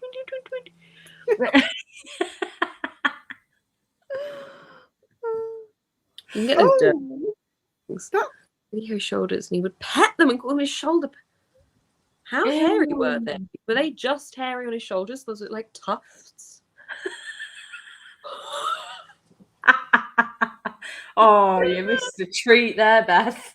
But a Yeti's not sexy. I want to be a fox. Oh, I want to be a fox. Do you know what's actually really annoying? I have a singular white hair in my eyebrow, and obviously if I pluck that out, it's just going to come back white again. It's so annoying. It's not even grey. It's just shining white, and it's developed over the last 6 months. I'm not happy about it. I do not want these babies are my pride and joy. They're the advantage of being hairy is I have good eyebrows, and they're going grey. I've been going grey since I was 17, so the grey eyebrows doesn't surprise me, but it's just you doing your final transformation to full Yeti. shit. Shit. Oh no. Have you ever seen Beth and the abominable snowman in the same room? Oh no, Jade, they'll know. Oh. A Yeti is not sexy. I mean, a Yeti in red lace underwear is sexy. It's entered a new realm. I'm sorry. It's giving us a strange Tinder pic. This is why people don't match with me, isn't it? This is why. At least one guy, right. I found a nice guy and I sent him a would you rather question. He never replied to me. I think it might have been weird. I can't remember what it was, but what was it? Yeah, was it? Would you rather question? Well, I think my go-to, if I've never asked the question before, is would you rather have arms as long as your fingers, like fingers for arms or arms for fingers, so like really long fingers or really tiny arms? That's my go-to if I've not asked the question before, because I think you really have to think about what you value in life. Your Kindle. It's not going to work if you've got T-Rex arms, is it? But it's also not going to work if you've got arms that go all the way over bloody there. It'll work if you've got a clicker. It would work. And a stand. I have one of them. No clicker yet, though. If you've got the clicker and the stand, you're sorted, aren't you? See, Not the elongated limbs. I do have the fear of the elongated limbs, so it's a bit of a problem for me because I would go for the arms. The fingers, I would have fingers length of arms because you would be less restricted, but I would become my biggest fear. Yes. Wait, so you've got 5 arms. You've got an arm, and then you've got 5 more arms coming out of your hand. You'd basically never be able to go anywhere ever again. Like I don't even know how you'd wipe yourself after the toilet. Oh no, I don't. You would become really good at like using them. Like it reminds me a bit of Everything Everywhere All at Once when they get sausage fingers. If anyone's seen that, it would just be. But then if you've got a little finger for an arm, it's like Deadpool. Yeah. Yes. I just don't think that's very practical. I mean, that's going to do nothing, isn't it? I forgot about this. Oh, Yeah. oh, it's okay. I'll let you off. Just because you know I love your username. I honestly, she's just got the best name. Lauren and I love it. We love it on sprints. Jurassic Park. It's Jurassic Park. Giving me salad finger vibes. Yes, or salad fingers. See, but is there anyone that would pick the tiny arms? Could you still have another question to put in the Instagram broadcast channel? I think that was the first one I did. Because you'd have a hand still. What, the end of the tiny finger? Yeah, you'd still have a hand. We have a winner. We have a winner. I'd rather have tentacles. Oh yeah, same. All right. Would you rather have tentacles for arms or tentacles for legs, though? Tentacles for legs. Legs. Yeah. We're talking like 8. Yeah. Yeah. Full Ursula. Yeah. Yeah. But you just wear skirts all the time? Or do you think you'd get special tailored trousers? If they were tentacles, I'd probably be nude from the waist down. Solving the issue. Yeah. How you present. Do you think, would you have genitals? I hope they would be hidden in between all of my tentacles. In the fold? You'd have to like a flower. Yeah. Do you think that Jake would be okay with that? Would you? No. Would you love you? Like, it's not. Would you love me if I was a worm? It's would you love me if my bottom half turned into Ursula? I think he would run far. Would far he leave away. you? I would leave me. So yeah. Would you? Oh God, would you not? Oh, would you feel sad? That would be sad. Yeah, I would be sad about it. I would probably also be in some sort of circus though. So yeah, this is the thing. There's certain things where you just would immediately be captive. I would be in some sort of government facility. Yeah, I mean, but if Jake was still with you, he could like vouch for you and be like, no, it was this weird girl Beth. No, she definitely doesn't have 8 tentacle legs. You're all mad. He could vouch and say you didn't used to have 8 tentacle legs. It's all Beth's fault. It was all my fault. Yeah, until this weird girl came along. She was meant to be reading her book and having a hot girl shower in 30 seconds or less. Genitals in your tentacles. Genitals. Esteemed genitals. Oh no. I wouldn't leave you, Jade. I'd make money out of you. I don't think it would be very pleasant to have tentacles because you'd always be lubricated because they're kind of sticky anyway, aren't they? You know, this is almost as strange as the deep dive me and Jade did. You had me chuckling at trousers. Would you need to wear trousers? Me and Jade went on a deep dive the other day because we suddenly realised that on your bottom half clothing, everything has an S on the end. You don't say trouser. Or t-shirt or jean. What would you say? T-shirt, but you don't say trouser or jean or short or you say skirt. Trouser leg though. If I'm going to put my trouser leg on. Yeah, but when do you say, I'm just going to put on my trouser leg? It's because it's a pair, isn't it? But it's not. It's one item. But it's called a pair of trousers, so in that it defaults adds the S on the end. Yeah, but why is it a pair? Because it's not a pair. No, but it's a pair because you've got 2 leg parts coming out. Okay, my jumper has 2 sleeve parts. What's your point? Yeah, but that's also got a body to it, so it's like the excess part. And the trouser also has a waist. Yeah, but not really. It just kind of becomes the trap. Have you ever played the Wikipedia game? Not that that's the same thing, but like where you start with one thing on Wikipedia, and then you have to get. And you have to go through all the links. Yeah, to get to a completely unrelated thing, but you have to race somebody else to get to that completely unrelated thing. That's a fun game. That is unrelated, but yeah. I know, it made me think that for some reason, the fact that you went on a deep dive, there was the deep dive word that I don't know other bottom halves. Kilt. Yeah, also skirts though, but you're not putting it's just there's one hole. One hole. However, a weird one is skort. I know it's disguised as a skirt, but it's got 2 holes.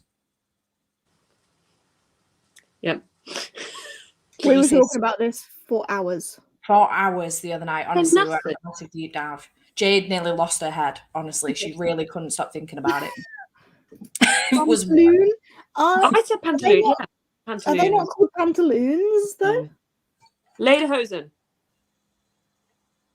Isn't that a different language though? Why would you think that? Kilts are sexy skirts though. A fox would wear a kilt because it's a sexy animal. Because again, you say knickers, but Jade made a really good point. You say thong, not thongs, unless you're talking about multiple pairs of thongs. And you are cutting your butt cheeks in half, so there is two different things entering. Thong. It's a thong! Ah, it's not pantaloons. It is pantaloon. Oh, there you go. I was convinced it was pantaloons. Well, Interesting. this just What about confuses things further. no.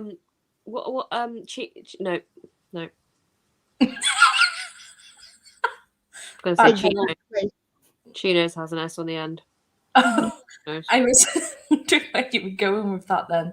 Dungarees has an S on the end, but dungaree dress does not. Well, other than for the fact for dress, it doesn't have play plural suit. S.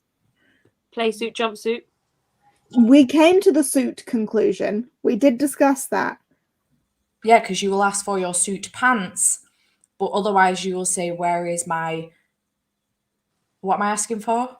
Your jumpsuit, your play suit, your... No, but if you're asking for a full suit... Three-piece suit? Yeah, like, where is my suit? My dress suit. My dress suit. But you will ask for, where are my dress pants, if you're asking for them separate. But the jumpsuit, that's a weird one. I don't know why that's just jumpsuit. Romper, because that's got trousers parts in it, doesn't it? It's really weird. I don't know. And it was all because I said something about, it was Andy. He kept ringing me because he was out at the pub and he kept ringing me. And I was like, for God's sake, will you just keep your knickers on? And Jade was like, I would like to take my knickers off, actually. And the conversation came from there. Yeah. If you were tentacled from the waist down, you wouldn't have to invest in knickers. Facts. True that. And we'd have to have separate conversations about they'd get periods as well, actually. Oh. I don't know enough about octopus anatomy. You'd squid on people. I'm gonna squid.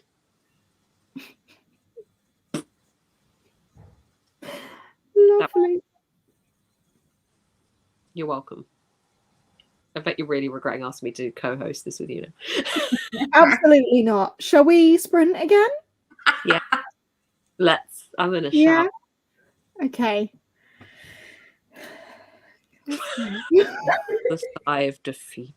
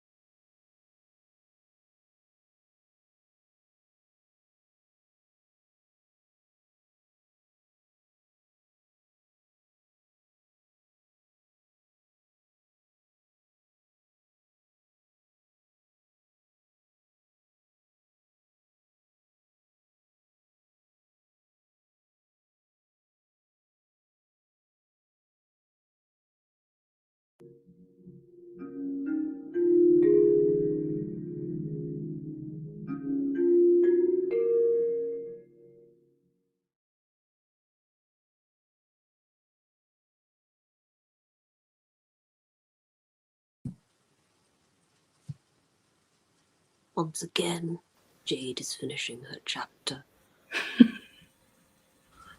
The strange man walking behind her. It could be her fiancé, but nobody really knows. We hope it isn't a murderer. It'd be really awkward if it was.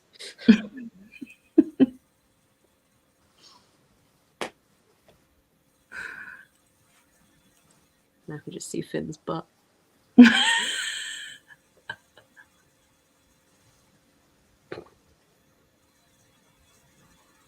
Tap that. Thought you pushed him down. I pushed my dog down the stairs. Well, Bethany, your shower took longer than 30 seconds. I actually timed the shower because I was doing other bits too. Good Lord. And that was a leg shave. That was a leg shave as well. Wild. I know. It's wild. Now I'm in my cozy hoodie and life is good. Desperately need to take my earrings out. Oh, it's always a nice feeling when you take your earrings out. Oh, I feel like these ones have just been stabbing into my head all day as well. I've been wearing a headset at work for most of the day. Oh. And it's like, you know. Yeah. Right into my ears. Yeah, that's annoying. My ear cups do that, but. How'd we do? I don't know. Hang on. Okay. I've got 23% left. I don't want it to finish, but I also am so excited to see how it finishes. Reasonable. Yeah, it's 3 hours and something. 3 hours and 41 minutes. Nice. You get there. Yeah. I have broken the 100-page mark. I am on page 126. Nice. Yeah. My aim for tonight was to get 200 pages in. So, not going to happen, but... I mean, still, it's good. I'm debating waking up early to try and finish this in the morning, which is probably pretty silly. I am also debating getting up early tomorrow. Jake has to leave for work an hour earlier tomorrow, so I'm thinking if I get up when he gets up, I'll get like an extra hour. This is what I'm thinking. I set my alarm early for this morning because I had to do stuff, and I think if I just leave it at that early time and then just read, then I can start, because I'm doing Patreon sprints tomorrow after work, so I'm hoping I can start my Polarthon read then. Yeah. Maybe. Or just keep reading this forever. What time are you going to end sprints tomorrow, Steph? Do you know? Are you going? You're going to Andy's tomorrow, right? No, not tomorrow. Oh, okay. Why? I was just wondering if you would still be doing public sprints when I get home from work or not. Potentially. Either way, plenty of sprints everywhere. Lots of sprints all over the place. If it's Patreon, public, there's loads. I think I'm live pretty much every day apart from Wednesday. Yeah. And I'm live on Wednesday on Patreon. Yeah, there you go. We've got you covered, guys. We've got you covered. Lots of reading. There's no excuses. How'd you get on with Winter House stuff? Good. I nodded off for a little bit in that sprint, though. I think I might have to go to bed. I'm so fucking tired. I got to page 164. You enjoying? Yeah, it's good. Yeah, I'm having a good time. Is it a series? Yeah, it's the last one in the series. Ah, nice. Okay. Yeah. That always feels like an achievement. For sure. Yeah. How big's the series been? Just 3 books. Okay. Yeah. But we all know that I'm terrible at finishing series, hence the final book support group. So to do it outside of the final book support group is quite an achievement in itself. I don't even want to think about how many series. I know that G's got that as a feature in core pile. I feel like I start so many series that I never intend to finish anyway, so I think I'd be cheating myself if I said I was. Yeah. Like, a lot of them I read the first one and I'm like, oh, I liked it, but I'm not gonna keep going. I can't really think of any examples of that right now. Whereas something like Hob, I haven't even started yet, and I know that that's going to be one I want to see through. To be honest, that might be one I do on Kindle rather than having to buy like 50 books. Yeah. Oh, there they are. Yes. They very convenient. It's like she knew that they would just fit on a Billy bookshelf. Yeah, it is perfect. Yeah. Like literally spot on. I've got the first one, as in, wait, hang on, that doesn't help. There's a series. Assassin's Apprentice. I have that. The very first one. That's the only one I've read. I haven't read it yet, but I know, I mean, Abby, my boss at Paper and Word, loves it like so much. And it makes me want to read it more because of how much she talks about it. It is very good. I think the second trilogy is the best. Is that the ship one? Yeah. That I've got the first three in the first trilogy, and then the second three, the second trilogy as well. And the whole thing you said, you've got the first three. So you have the first trilogy. So you have the first trilogy and the second trilogy.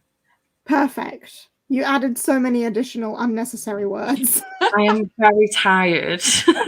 You're lucky you're getting any words out of me. Okay.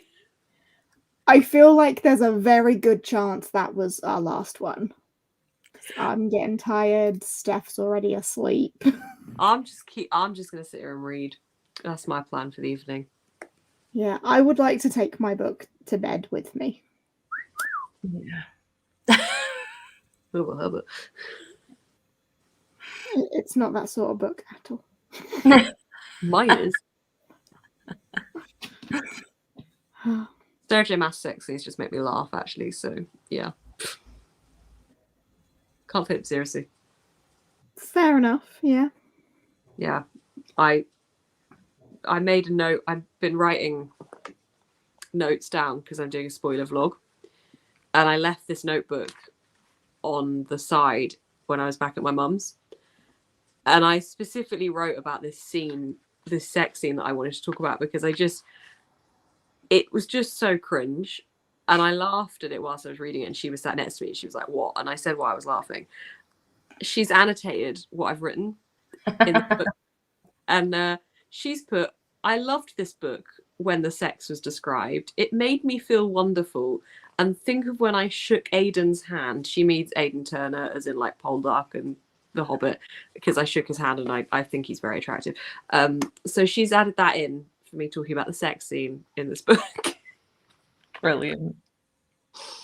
Thanks, Mum. Does anyone wonder where I get the sex scenes making the rounds? Did you find it funny? Because I found it funny. I feel like announcing it publicly to everyone here is not the best place to do it, but I've given up with Sarah J. Maas. I thought you were about to say you've given up with sex, and I was like, why are you announcing that here? What a strange thing. Not that. I actually was, everything hinged on this book for me. I think I said this to you the other day because you said this, and I was like, yeah, nearly same. Yeah. This, I haven't been able to stop. It's just perfect for me. It's got everything I want, and I think it's redeemed because I thought A Court of Silver Flames was boring. I thought the last House of whatever it was, House of Sky and Breath, was boring. And those are the last books that she's published in like the last 4 years. So I was with you there. I'm back. I'm back. Oh man. Where did you stop? What's put you off? I can't say. You can't because say. It would be a major spoiler. Can you say which book it was? A mix of Sky and Breath and Silver Flames. Okay. Did you finish them? I finished Silver Flames. I didn't start Sky and Breath. Interesting. But I was spoiled for Sky and Breath, which is why I never picked it up. Fair. What I knew happened in it, I knew I wasn't there for that. What I will say is Silver Flames was like here, Sky and Breath was like here. This is like here. This is so much better than either of those. If you liked the first book in that series, this is more of that vibe, except more. I didn't like Earth and Blood. Oh, then maybe it's just not for you. Okay, you just give up on Sarah J. Maas. Yeah. Yeah, that's fair enough. Yeah. I think I have to say the same. Yeah. And it breaks my heart because ACOTAR is one of my favourite go-to comfort series. And I loved the first Crescent City. I got 250 pages into the second one before I put it down, and I've never gone back to it. And I've since sold all my books, except the ACOTAR set. I feel like that second one just felt a second book like flop. It just was so boring. Yeah, I was really bored. But Jade told me what happens in it the other day, and I was relatively shooketh because I don't know how, but I miss spoilers for everything all the time. I have never seen a single spoiler for that book.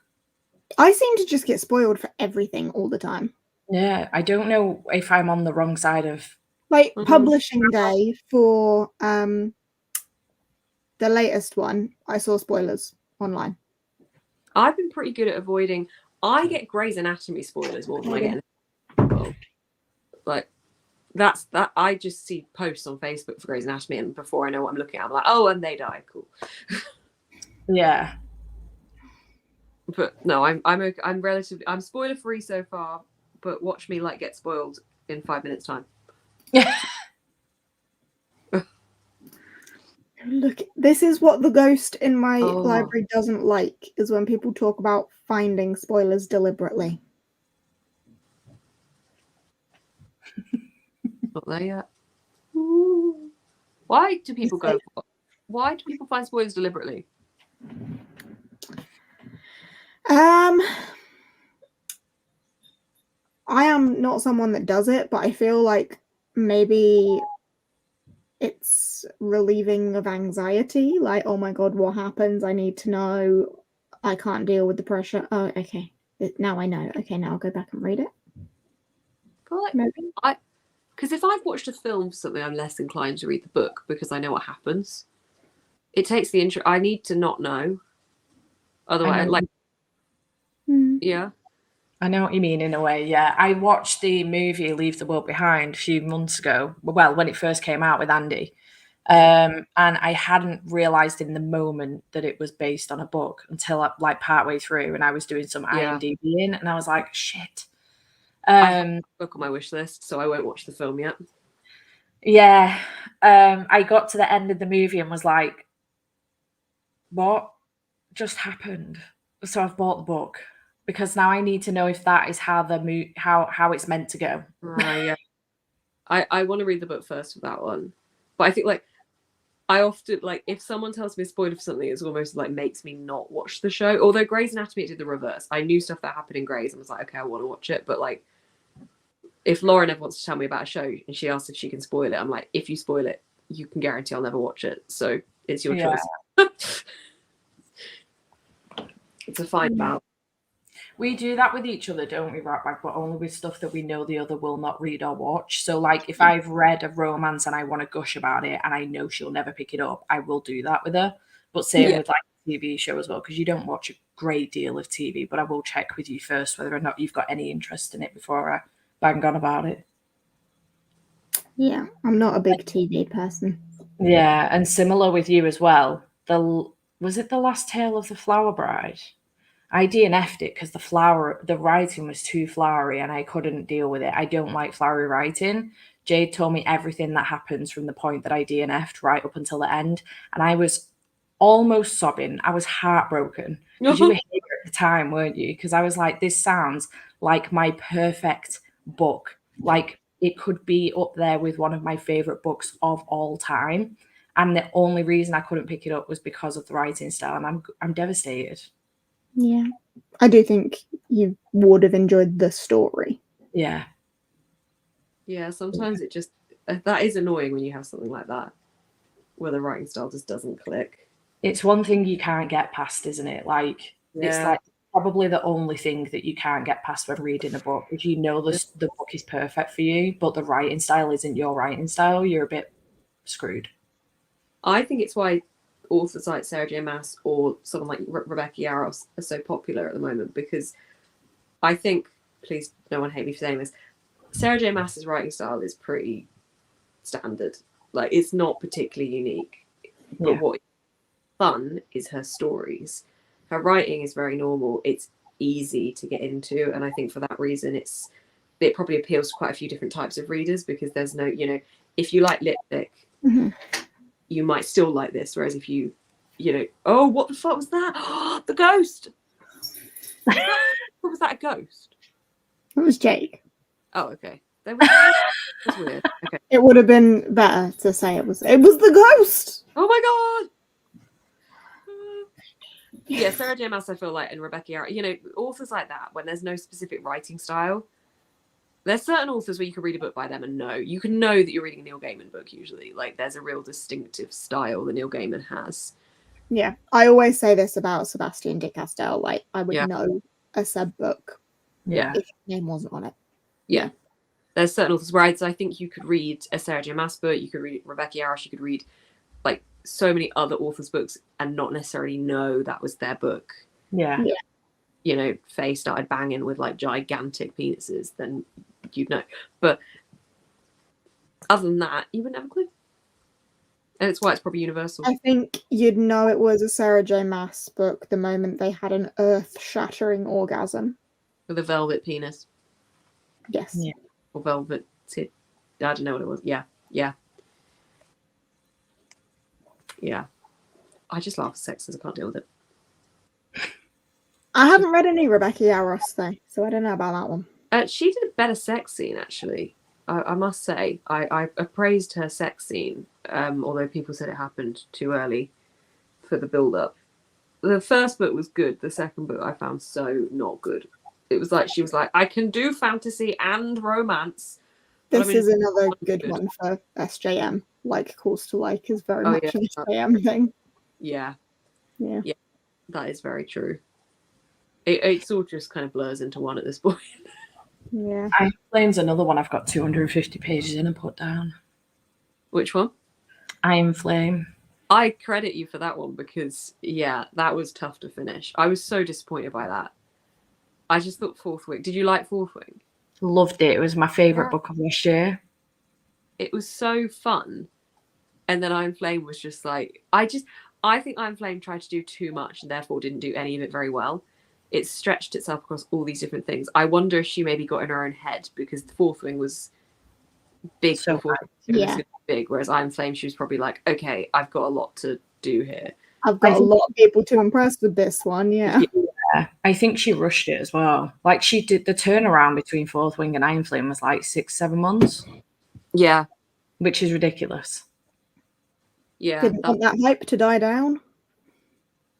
Yeah. I mean, I don't know if I'll bother. I don't know. I think if I was going to continue, I might audiobook it or something. I don't think I'm going to bother to spend time physically reading whatever that next one will be if I read it at all.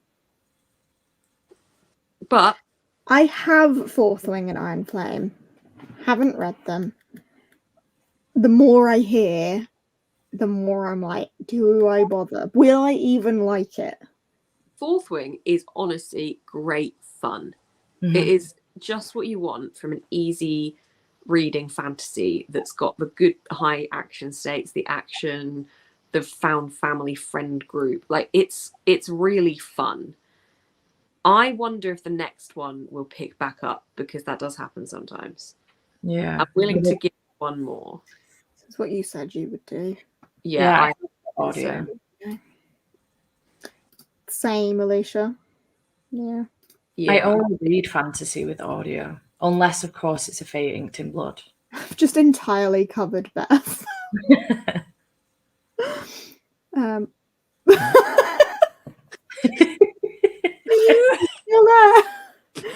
This, I haven't read any Nominovic, but I've heard good things about Temeraire and less good things about Scholomance. So... I read the Scholomance one and it was not great. I've DNF'd 2 Nominovics. Yeah, I didn't like A Deadly Education. I thought it was so boring. It was set in the same 3 rooms of a classroom, 3 classrooms. and it just was like just set in those rooms. I was just so bored. I was so bored. But everyone reads books differently. That's, I think, the beauty of it, because someone's favorite book could be another person's least favorite and the other way around. And I kind of love that, but hate it at the same time, because it makes me terrified for anyone to read books I loved. Yeah. Yeah. I did the live show for my Patreon buddy read last night of Traitor's Blade. You know, the first book in my favorite series. I was terrified. I don't blame you. One of the first book club picks we did for my Patreon was my all-time favorite book, and I reread it, and I actually didn't like it as much as I liked it the first time.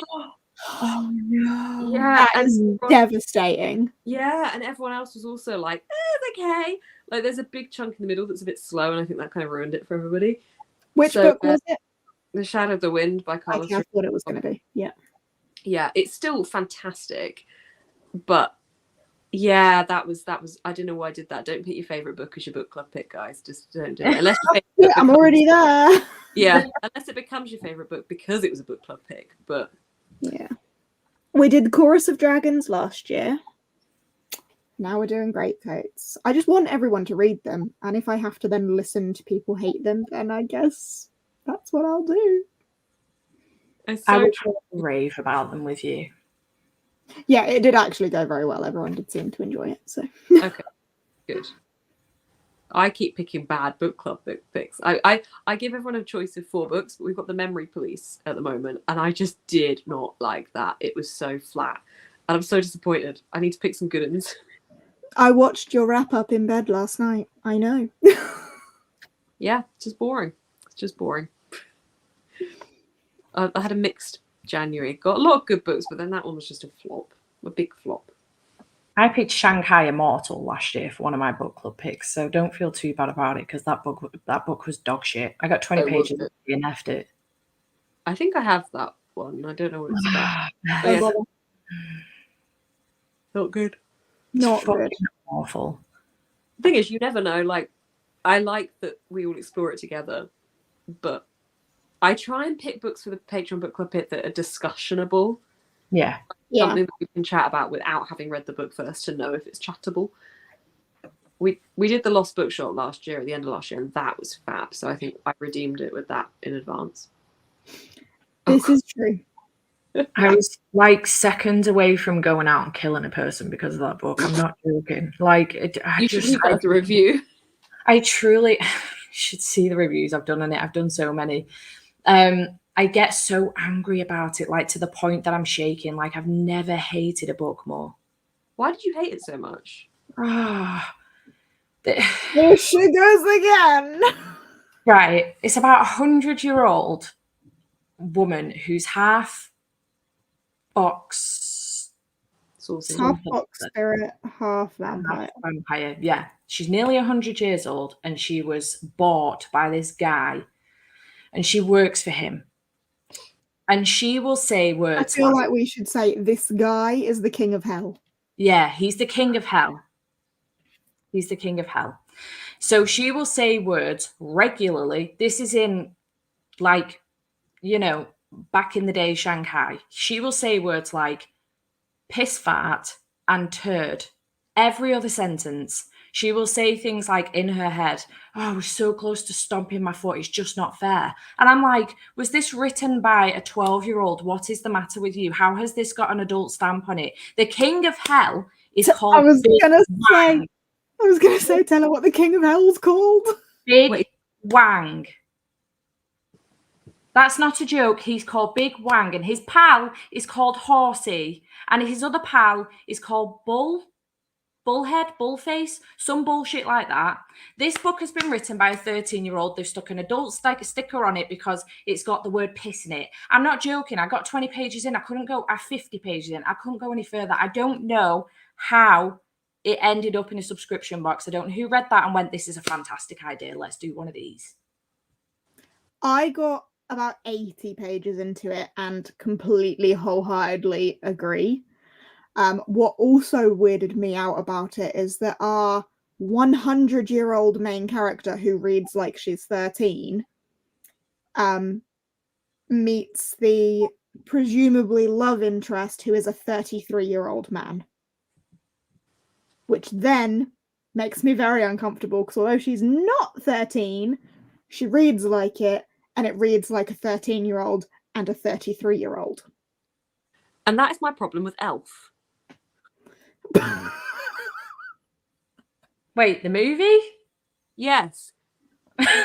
Because he has the brain of a child, and yet now fancy him. I get it. Yeah. It's weird.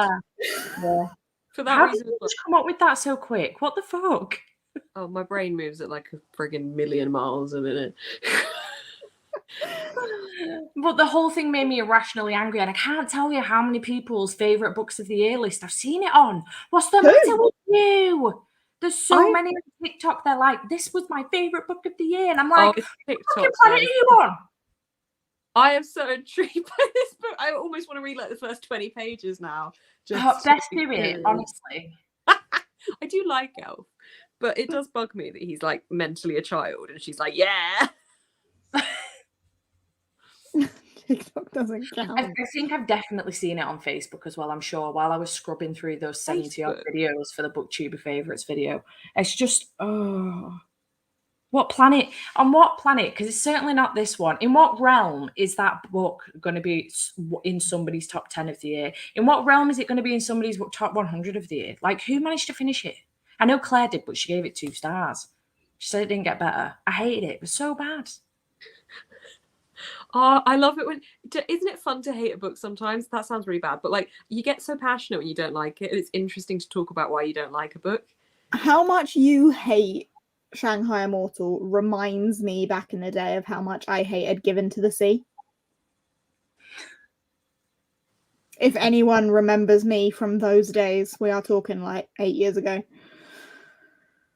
I don't know what I hated that much. I really hated the hating game, and I really hated a Haruki Murakami book. Norwegian Wood. That was awful. Norwegian Wood was shit. It was so sexist. It was so sexist. It was so sexist. I hate it. And I remember reviewing it and saying how sexist it was. And then a load of men came in and were like... People being like, oh, you just don't get it. You know? Yeah, they're like, oh, you can't say that. It's translated fiction. It's that culture. And I'm like, it's still sexist. It's still sexist. That, yeah, I hated that. That was not good. And also, I remember Normal People. I had that as a book club pick for a work book club. And I just thought that was so bad. And everyone loves it still. And I'm like, no. It's about an abusive relationship and it's glamorizing it and no one realizes that and there's no speech marks. My invisible abusive relationships.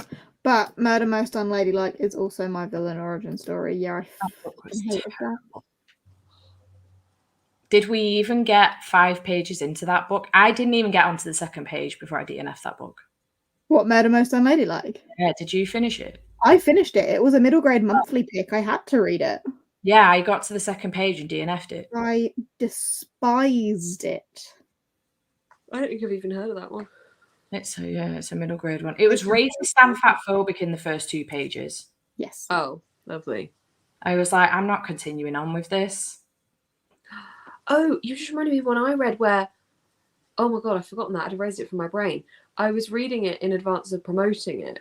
And I was working on a paid promotion with the author and I had to pull out of it. And they went nuts at me because it was fat-phobic, it was ableist, and it was sexist, all in like the first 10 pages. And there was like a scene at a bar where somebody was missing their hand or something. And the way it wrote about them as like how awful it was, I was just like, yeah, there's no chance in hell. And then it started talking about the fat phobia and I was like, yeah, no. And the author went nuts at me for pulling, like they hadn't I obviously did not take their money or anything, like it was all very much like the start stages of me reading it to see if I was interested, and then I was like, yeah, I'm not. Why why I get if you're putting something in to highlight something as an issue and the point of it is to be critiqued, that everyone's critiquing and saying you can't say that, you can't do that, like don't put it in if it's an actual genuine part of your plot. It's just not right at all. What is Dragon Mage? The title sounds familiar, but I don't know what that is.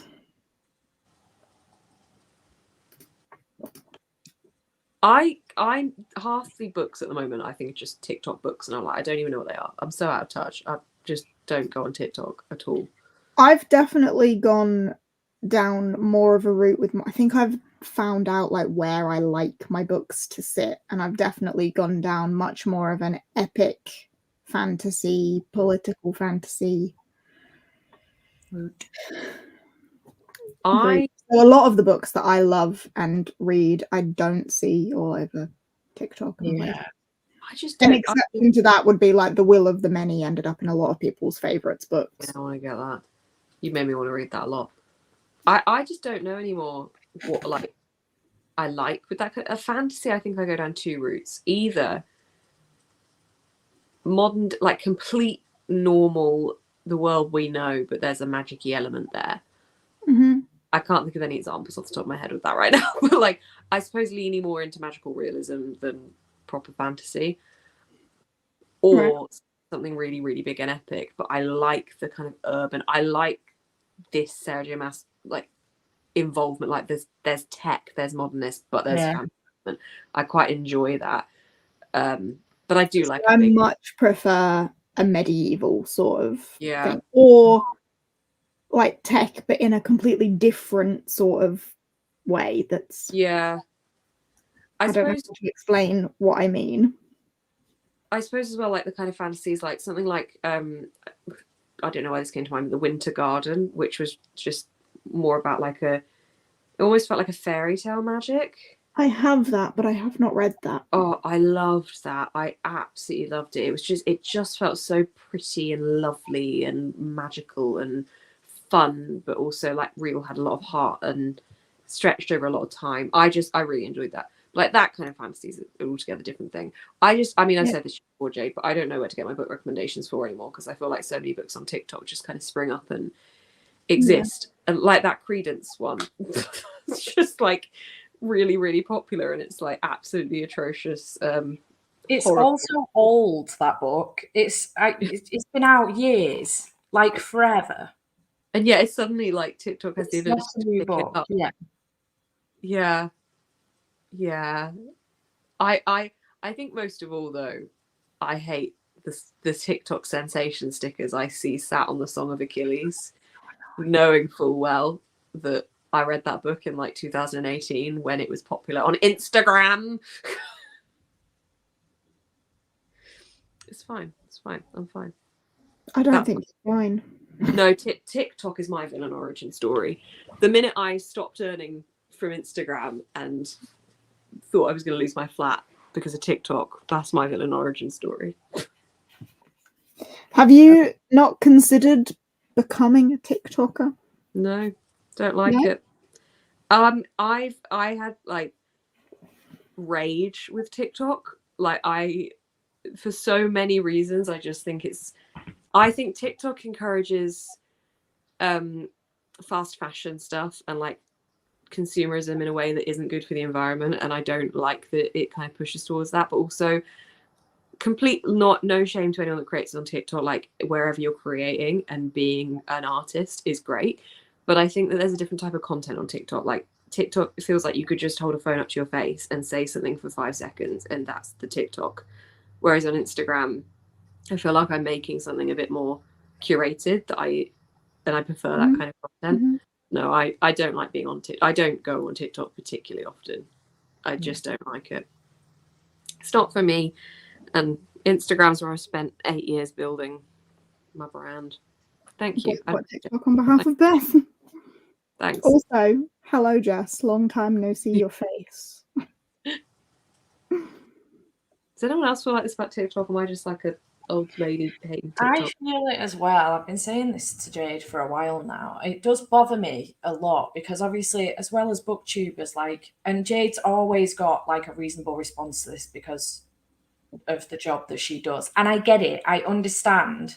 But because like we're booktubers, we put a lot of time and effort into filming and editing our videos and putting them on YouTube, which like YouTube, it doesn't pay a lot of money, let's face it, for what you're doing, the work you're putting into it. And then you've got TikTok, it's short form content. That's exactly what Jade says to me all the time. It's short form content. Everyone likes it. It's a video for like a minute. It's now gone up to 10 minutes. And now they're encouraging you to do a minute and above and also do it in landscape now. We're turning into YouTube. It's fucking bullshit. TikTok are introducing 30-minute videos. What? Why? We've got YouTube. They'll dig their own grave.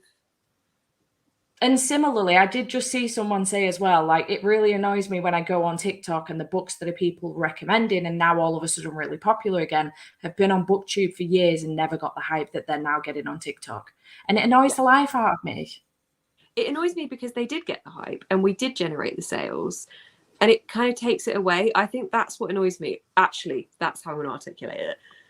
There is nothing wrong with books becoming popular through TikTok, and power to the books, power to the creators. What bugs me is we all were promoting those books on YouTube and on Instagram for years, and we did generate sales and they did become popular. Sarah J. Maas. Like, you know, there's a lot of books that have become popular. The Secret History, all of these kind of ones are pre-TikTok. Yet it's suddenly like TikTok is suddenly like, yes, we did all of this. And it's the lack of acknowledgement of the source of it that really bugs me. It's like, you know, it's the whole credit of, I don't know, you there's no acknowledgement that Instagram and YouTube are there. And it's not like they're small. Like I have the largest audience on Instagram that is constantly engaged. Yeah. YouTube is growing exponentially. I mean, like, look at the book Leo. She just hit like 500k on YouTube subscribers. It's mad how fast it grows. So it's definitely prevalent there. It's different audiences, isn't it, as well? I think TikTok's a younger audience, possibly. Yeah. And you do go to TikTok for short form content. If I went to a 30-minute video on TikTok, I'd scroll right past it. Same. I don't want to watch that. You never seen, I said this is also something I said to Jade, and again it came back to the whole short form content, but you've never seen a Bookstagram recommends or BookTube recommends sticker on a book like you do with a BookTok recommends sticker or table. A whole frigging table dedicated to BookTok. Yeah. I think my saltiness as well comes from like the sheer amount of money I lost because TikTok popped up. Like, literally, I dropped my income by about £600 to £1,000 a month. Oh my god! Yeah, about 3 years ago, because of TikTok. That is the dramatic difference that publishers. I would work with about 2 to 3 minimum brands and publishers a month, every month on Instagram, and it just stopped. Yeah, it just stopped overnight, like literally, and it's never gone back. Which is so annoying because I've got a really engaged audience on Instagram. And like, you know, I work in social media. I know how it works, but I just wish they were acknowledging all the platforms. TikTok isn't the only platform. Yeah. But TikTok is the platform with the highest ROI. So why wouldn't they? Yeah. This is why I stopped having this discussion with her. The thing is, Beth knows these things because she's literally a social media manager. Still annoys her. Oh yeah. I am a terrible person to have a debate with in general because I will play devil's advocate and stand on the side that I don't even agree with just to further the conversation. Every time. All the time. I do not agree with what I say. What is it where you have to like declare like my opinion is not that of the company that I work for, blah blah blah blah blah. Yeah. The words that come out of my mouth are not the things that I actually believe in my brain. She just does it to cause chaos. It's not to cause chaos, it's to encourage thoughtful conversation. It's fair. I like to say like, but have you considered it from the other side? Not saying I agree with the other side, but if you were the other side, why wouldn't you do exactly what they've done?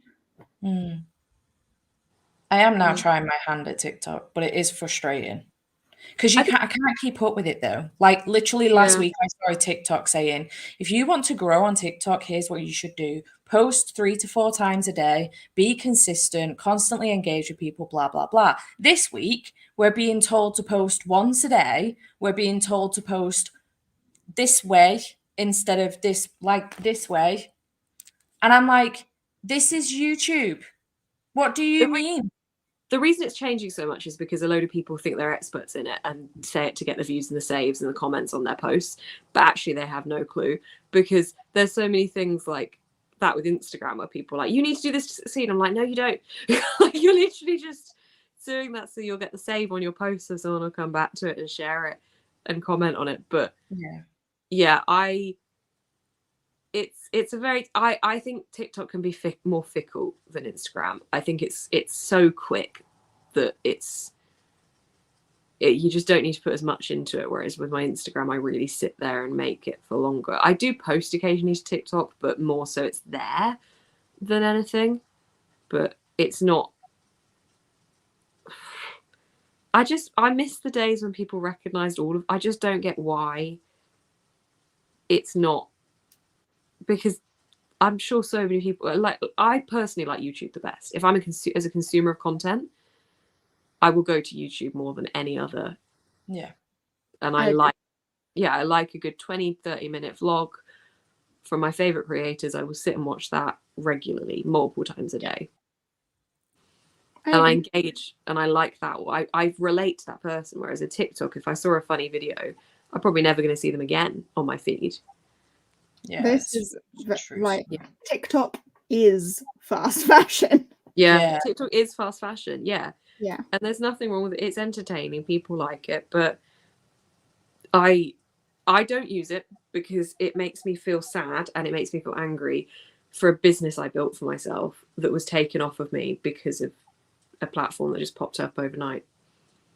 That's it. Honestly, it just makes me mad. So I don't use it, and I won't work with clients at work for it either because of the same reason. Makes me feel too pissed off. It's not worth it. I know I'm good on Instagram and I know I'm good on YouTube, and I don't need to be on TikTok as well. I did think it was. Sorry, go on. I was just about to make a joke. I was like, saying that, if you'd like to follow my TikTok, no. I was going to say, I actually thought TikTok might have died off because it kind of released, didn't it, and came about very much so in the time of COVID. It really blew up. Or did it come out before that? No, it came out after, because Instagram launched Reels during COVID. But it really blew up, didn't it? Like during all that. And I thought it might die off and die a death. And then all of a sudden, the next thing I know, I found myself somehow on BookTok. And I'm like, what is going on here?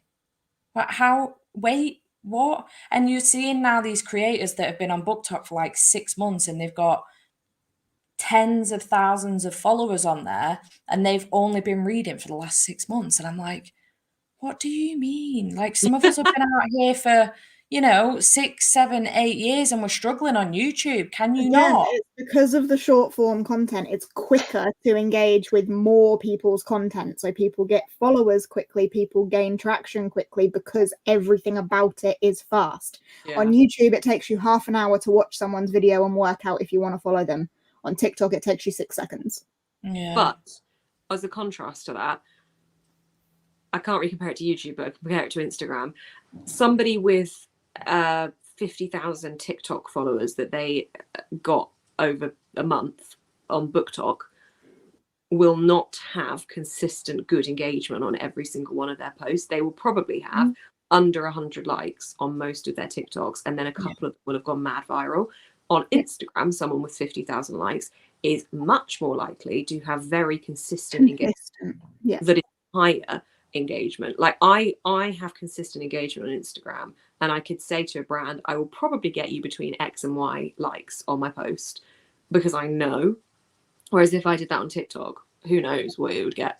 That's the difference as well. Like, you can have 50,000 followers, 100,000 followers on TikTok. I think also on TikTok, having the For You page and the following and the friends or whatever, like, so many people just scroll their FYP, click follow, and then never actually go in that following tab anyway. They just followed it because that 6-second video was funny. I'll follow you. I'll probably never see anything you post ever again unless it comes up on my FYP, which is going to be that couple of posts of yours that's gone viral and got all that engagement. Whereas on Instagram, I think Instagram curates more of an aesthetic, doesn't it? Like you're following somebody because you like their vibe or you like their recommendations or who they are as a person. Like, you know, a lot of the people I follow on Instagram, I'm either a friend of theirs and I want to just be up to date with them as a friend, or like they're just so friggin' aesthetically beautiful that I just want to see their feed. And you know, those are the two reasons. Whereas TikTok is because it's funny, is why I would follow someone on TikTok. It entertains me in a humorous way. I don't really follow any book talkers, to be honest, unless it's a friend. Yeah. Doesn't really hit in the same way. Or someone like Joel, I think, does really good content like that, actually, because it's still high quality. So I kind of prefer that kind of content. But then that's why I'm on Instagram, because I like the high quality, which is where, I don't know. Instagram's like the Waitrose of social media, and TikTok feels more like something else. I don't know. It's, that's the way I see it in my head. And that's my TikTok rant. Does anyone in the comments actually agree? I can't see the comments anymore. Yeah. Does anyone remember Vine? Yes. Ah. Yeah. Blew up in the last few years. Yeah. Yeah, I was thinking, I thought it was around before COVID, because I just remember everyone being in lockdown doing those dances. I only watch TikTok the way God intended, recycling videos through Instagram Reels. Oh, it's so funny. I mean, yeah, everyone that's creating and reading through any format is great. And if something's getting people to read, that's fantastic. But publishers and brands, we exist on other platforms. And we influence sales on other platforms as well. Yep. Hey! Instagram! Oh, I've lost my arm. Oh, that one really doesn't work for me, does it? I couldn't get that one to work earlier either. Oh, come on.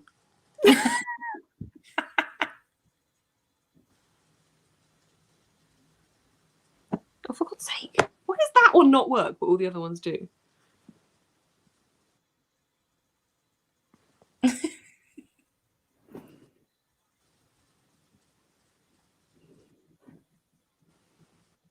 Damn it. These are my thoughts on TikTok. God damn it. Come on.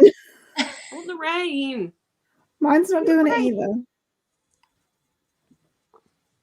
Hey. Yeah. Oh, same time. I like the best. YouTube makes me excited. I love watching YouTube content and I love making it. It's fun. It's so fun to be able to create. You can make a film every week if you want. That's just great, I think. I mean, I don't think I could make a film every week. I don't have the time. No, but you're making a film. It's just a short film. A short film, yeah. Yeah, you're making your own short film. Some of us don't have the time to make hour-and-a-half vlogs. We're not making feature films. We're not Gavin. Gavin is... I wasn't talking about Gavin. It was an hour and 44 minutes, okay? An hour and 44 minutes. It was a month-long vlog. I did make a 4-hour video on the Ruin of Kings, to be fair, actually. I don't know what my longest video is. Probably a travel video because I can't bear to cut the footage out. Yeah. Reasonable. Yeah, I've started making shorter ones now because, like, I'm spending more time making them as little special clips and stuff. Saying that, my video that's going live on Saturday is just me being like, I got a drone, I'm going to fly it everywhere. And, like, flying it around this beautiful area whilst I have a voiceover. There's an actual book shopping trip and everything in it as well, but like the start is very clearly like, wow, where did you fly the drone around the bookshop? No, that would have been chaos. Pretty much, yeah. That would be really bad. I'd probably have killed someone, myself and the drone. Love long videos, getting a snack and some tea and just watching. I appreciate you. It is like a TV show in the end, isn't it? Like you just, you know, an hour and 44 is like the length of a movie. Yeah. You see this is the thing with me, like I don't watch movies. I haven't got that much time in one burst. So those sorts of videos I watch over like 3 days. I do as well. Yeah, I'm the same. I tend to like, my ideal is like a 20-minute from my favorite creator. I could just sit and watch it whilst I have dinner or whilst I have lunch or something. Yeah. Like, You know what's really weird though? I find that my longer videos do better than my shorter ones. So 20-minute video does terrible for me, whereas like an hour and 44 does great. I don't really know if there's any correlation for me as to the length. I think it's more the like everybody always loves my fictionary ones. Those are my most popular. And then I think it depends on the title. There's a lot of title. Yeah. I think. I don't know what to name my Polarthon vlog. Well, it's meant to snow this week, so that could indicate a title. That would be very appropriate. What's this white stuff in my book?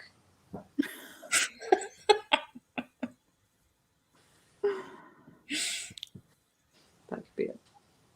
I haven't even thought about what my title will be. So far in my planner, it's called Polarthon vlog. Yeah, same. Yeah. Yeah. I thought I'd kind of guide the title once I read the books because, you know, maybe it would be like, did I just find a new favorite? Yeah. Or maybe it'll be like, I can't believe this happened. And then I'll have hated them all. Yeah. Could be any one of these things. And my House of Flame and Shadow book vlog. I don't know what to call that. Just a thought. Polarthon vlog. Got to be jazzy. It's got to be spicy. You know, for someone that doesn't know what Polarthon is, they've got to want to click on it and be like, wow, now I know. Yeah. This is true. It does indeed. Yeah, true. Shorts are always a good shout as well to kind of do that because you get more viewers watching for a short amount of time, but it kind of adds up to being. Yeah. I always forget to do shorts. Same. I do too, and then I remind myself, and I'm like, yeah, you could just make that your vlog. Yeah, that's what I did for a little while. I would take some clips from it that I thought were like, oh, that would make someone want to watch the whole thing, compile them into a short and be like, oh, new video came out yesterday or is coming out tomorrow or whatever. And I just forget to do it. I forget to. I need to be better. I'm going to do it more for Cover to Cover season 2 because that's easy. Who said Yetis aren't sexy? That's the title of your vlog. With absolutely no context because I have not been filming this live show. Foxy Week, yeah. Yeah. Spicy Polarthon. Spicy snow. Yellow snow. I ate yellow snow. That's it. Then it could be complete clickbait. I would click on a video titled, What's This White Stuff So Fast? You know what? If it actually snowed, I think I would call it What's This White Stuff on my book. Because, you know, you would click on it. Or if you really want to get the clicks, you name it, Am I leaving YouTube? And then you do the video and they're like, no, I'm not leaving YouTube, but here's a Polarthon vlog. Why this is goodbye. And then it's you saying goodbye to something really mundane. Like, yeah. I guess this is the end. And then you're like, of my toilet roll, I've got a new one. Yeah. Someone should just have that as their like YouTube niche, that they're just all of their videos in these clickbaity titles and then literally immediately they're just like Sounds like that's just waiting to happen, Beth. It could be you. I think there's a niche there. You could do an experiment to see if your videos drop off or if people actually stayed. I feel like people would stay for the bad jokes. Well, it depends, I suppose. Like, if you're literally immediately like, this was clickbait, now here's my reading vlog. Or if you were like, this is clickbait, but here's the video with the rest of that tone throughout the whole thing. Yeah. Is it just a stand-up comedy YouTube video? Yeah, you'd need the tone. Yeah. I don't think I could just do stand-up comedy to a camera. I don't think it would go well. A guy like me would stay for the bad jokes. Gotta have a good pun in there. I couldn't think of it. I was desperate. I literally, for about 20 minutes the other day, I was sat in a cafe with my laptop open, staring at it like, I must be able to come up with a snowy pun. There's got to be something to do with a book that's got a pun in it. Couldn't think of anything. We need to talk. Oh, yes. Oh, what could that be? What could the clickbait be there? We need to I talk. can do it. We need to talk and then just go straight in with my about the state of the polar bears. Did you know how fast the ice caps are melting? Did you know polar bears are struggling for food daily? Did you know for just £10 a month you can sponsor a polar bear? I think that's it. That's it. You could say, I can't believe this is happening, and you could then do the same story. You could just do a series of clickbaits that just is you introducing the polar bears. We're all going to Did you know at the link down below you can donate Polar Bears International to help improve their quality of life and the environment? They do more than just work for polar bears. Click the link, guys. Click the link. Click the link. Just saying. It's just down, you could. It's just down there. Just down there. See it? Do you see it? Are you all saying yes to your computer screens right now? Do you see it? To support us and not TikTok. No, I'm joking. You can support TikTok too, but support the polar bears. I hereby declare that when I die, I want my noddy to be donated to polar bears. Your noddy? As in Noddy, your toy that's of Noddy, the character, or are you referring to your vagina as your noddy? Oh. That's better. That is better than what I... Oh, come on, you all went there as well, right? Wait, no. What did you think that... Oh, okay. Body. Yeah. Yeah. You know, some people call it funny things. Oh, bless your heart. This is true. I don't like this, but yeah. How would you even do that? Like, how would you allude without, like... What would that even be? It would be something like, I swore this would never happen, with a picture of me, like, holding my belly or something. I got IBS again. Oh, that would be me. And me. Oh, you two are like the same person. IBS, ADHD. Oh, that would be such a good one. I swore this would... Oh, that would be so fun. We could be like, I swore this would never happen. I ate garlic bread. Oh, wait. That explains so much. I'm expecting a A 5-star rating. Oh, that's quite good. You could... Oh, because you just have to call it I'm expecting, and then immediately, as soon as it starts. Family vlogging. I mean, are terrifying. People think Ava's my child all the time, so I could harness this. I've been hiding something, and then I have her like blurred out next to me in the thumbnail or something, and then yeah, all these things. There's a new addition to my home, and then it'd be like, I bought a new book. My tax bill. Oh, that hits hard as a self-employed person in January. We've all felt that in our gut right now. Yeah, I somehow paid my tax bill at the start of January, and I don't know how I did that, but I'm so thankful that I did. Yeah, I did as well. Yeah. I hate the January one. It's always worse than the July one. It's because it's like double the July one. Yeah, that's valid. That's valid.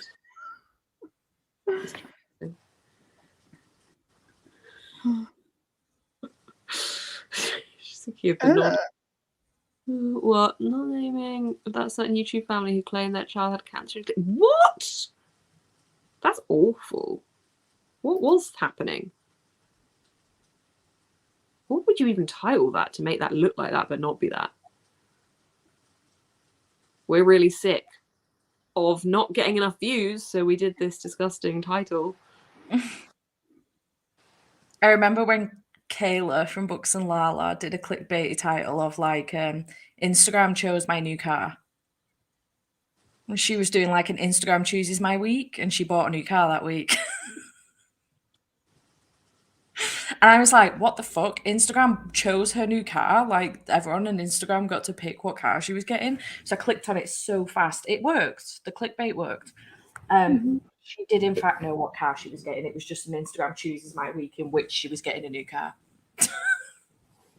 It does work, doesn't it? Because I get suckered in by, like, only if it's like my absolute favourite people to watch, if they'll be like, I'm leaving the country to go on holiday for a week. Yeah.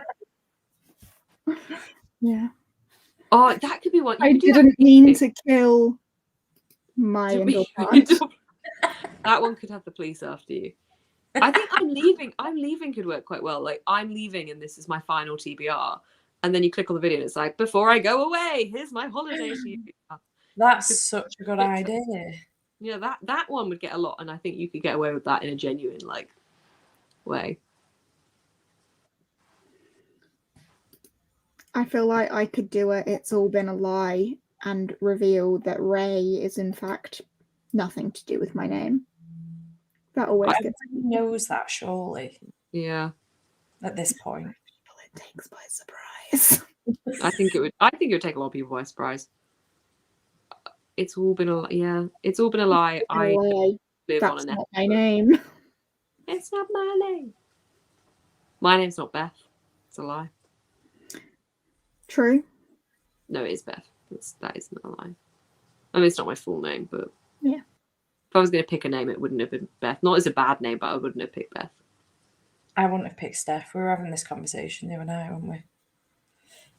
My last name is not Loves, just in case anybody didn't know that, because I get asked that question very regularly. Do you? Yeah. Especially when I first started up my Bookstagram and then my Booktube, I used to get so many questions. Is your last name actually Loves? Is such a cute name? And I'm like, no. Fair question, but no. Next thing you're going to tell me your last name isn't Reeds. Be cool if it was, though, wouldn't it? My name's not Jessica, just so you know. What? The disappointment. I feel lied to. But it should be. I always find it funny on Twitch. The etiquette's a bit different there. And people just call me Books if I'm in their Twitch chat, and I'm like, or people come into mine and they just call me Books. I'm like, you can call me Beth. It's okay. Because I think people are really private with their names on Twitch. Yeah, they go by their handles more so. Yeah. Yeah, and then they don't want people. I always feel really nervous. Sometimes I've accidentally said people's names who I know, and I'm like, oh my God, was that okay? And then they're like, yeah, it's fine. I'm like, okay, good, thanks.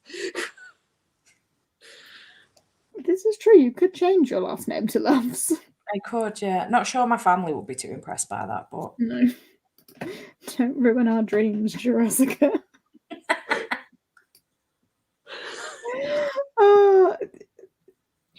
Oh yeah, that's fine. I like my last name, but I feel like as a content creator, it's not a good last name for being snappy.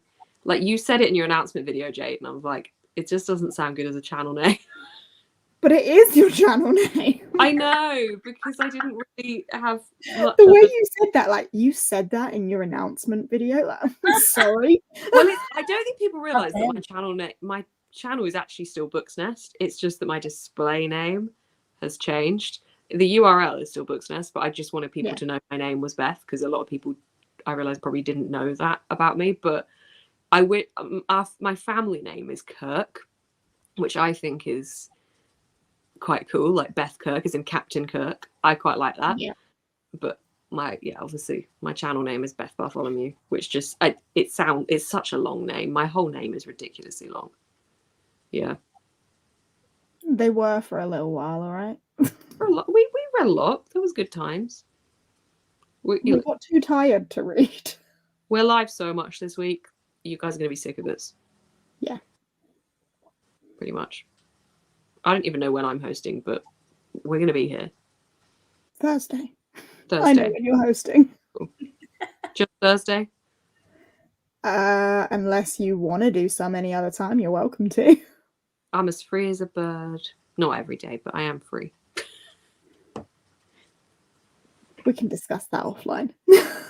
Yeah. It still doesn't work. I thought we might have tricked it.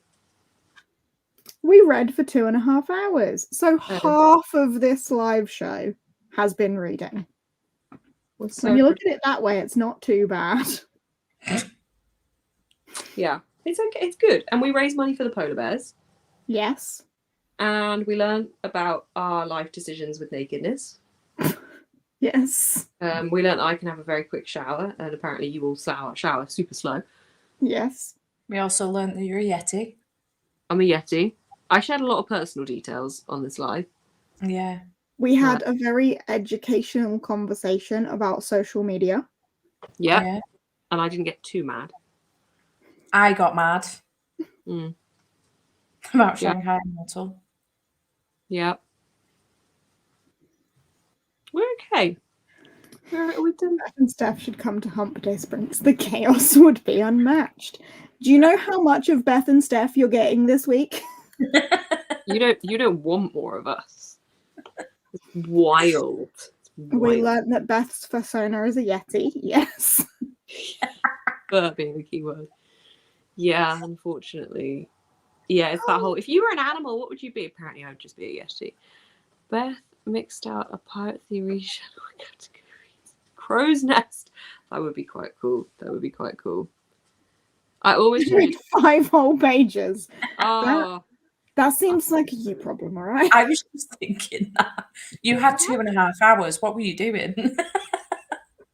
I need to finish this damn book, guys, as well. I've not done good.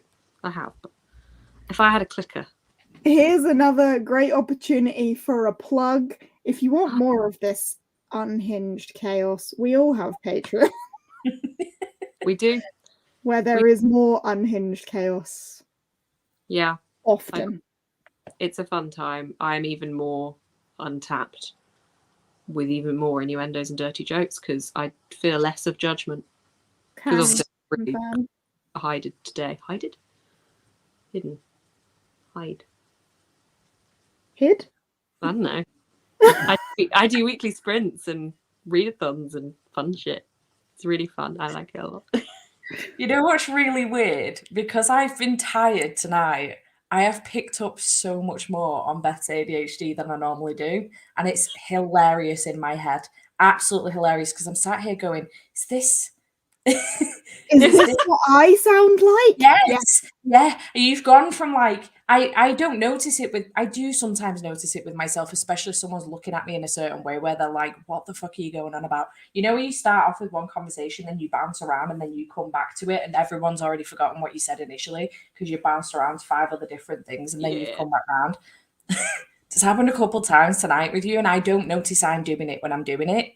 But I picked up on it so much with you tonight. And in my head, I am howling laughing. It's fantastic. Our heads are such a great place to be when they're not against us. You know what I mean? Like, it's so fun. This is why, like, I don't really want medication because I'm just like, I don't want to quiet this. I mean, it drives me mad sometimes, but it's a fun place. Yeah, it's a fun time. I was, yeah. My brain, she wanders. I just have the ability to enjoy quiet brain time and what's that? Good for you.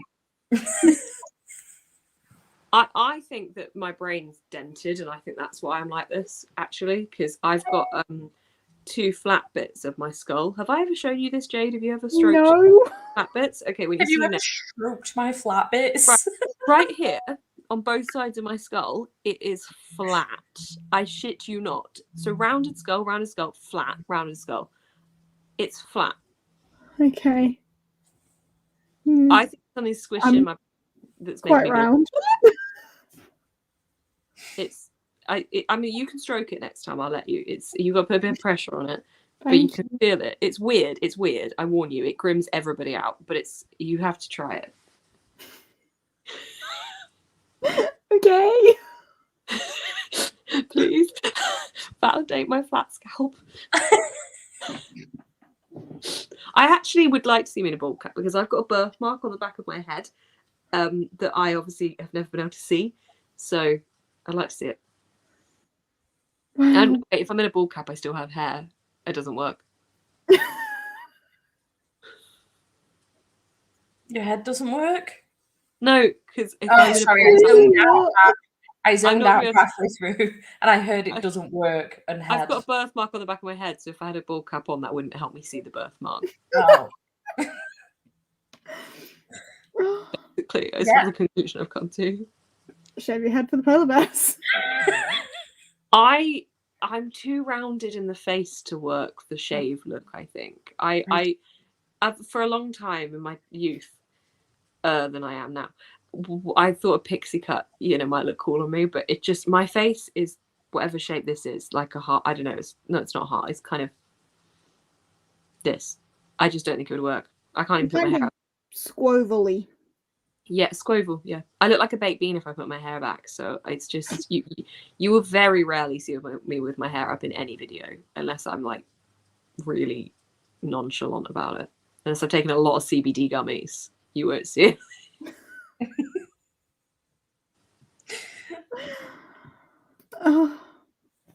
Would anybody like to go to bed? I thought you'd never ask. I didn't say with me. Oh. I've not put my heated blanket on. Wait, I'm muting you. Hang on. Does your heated blanket make noises? Oh, she's talking to... Had to get my maid to put it on for me. Yeah. It takes like a good 20 minutes to actually activate the bed heating this.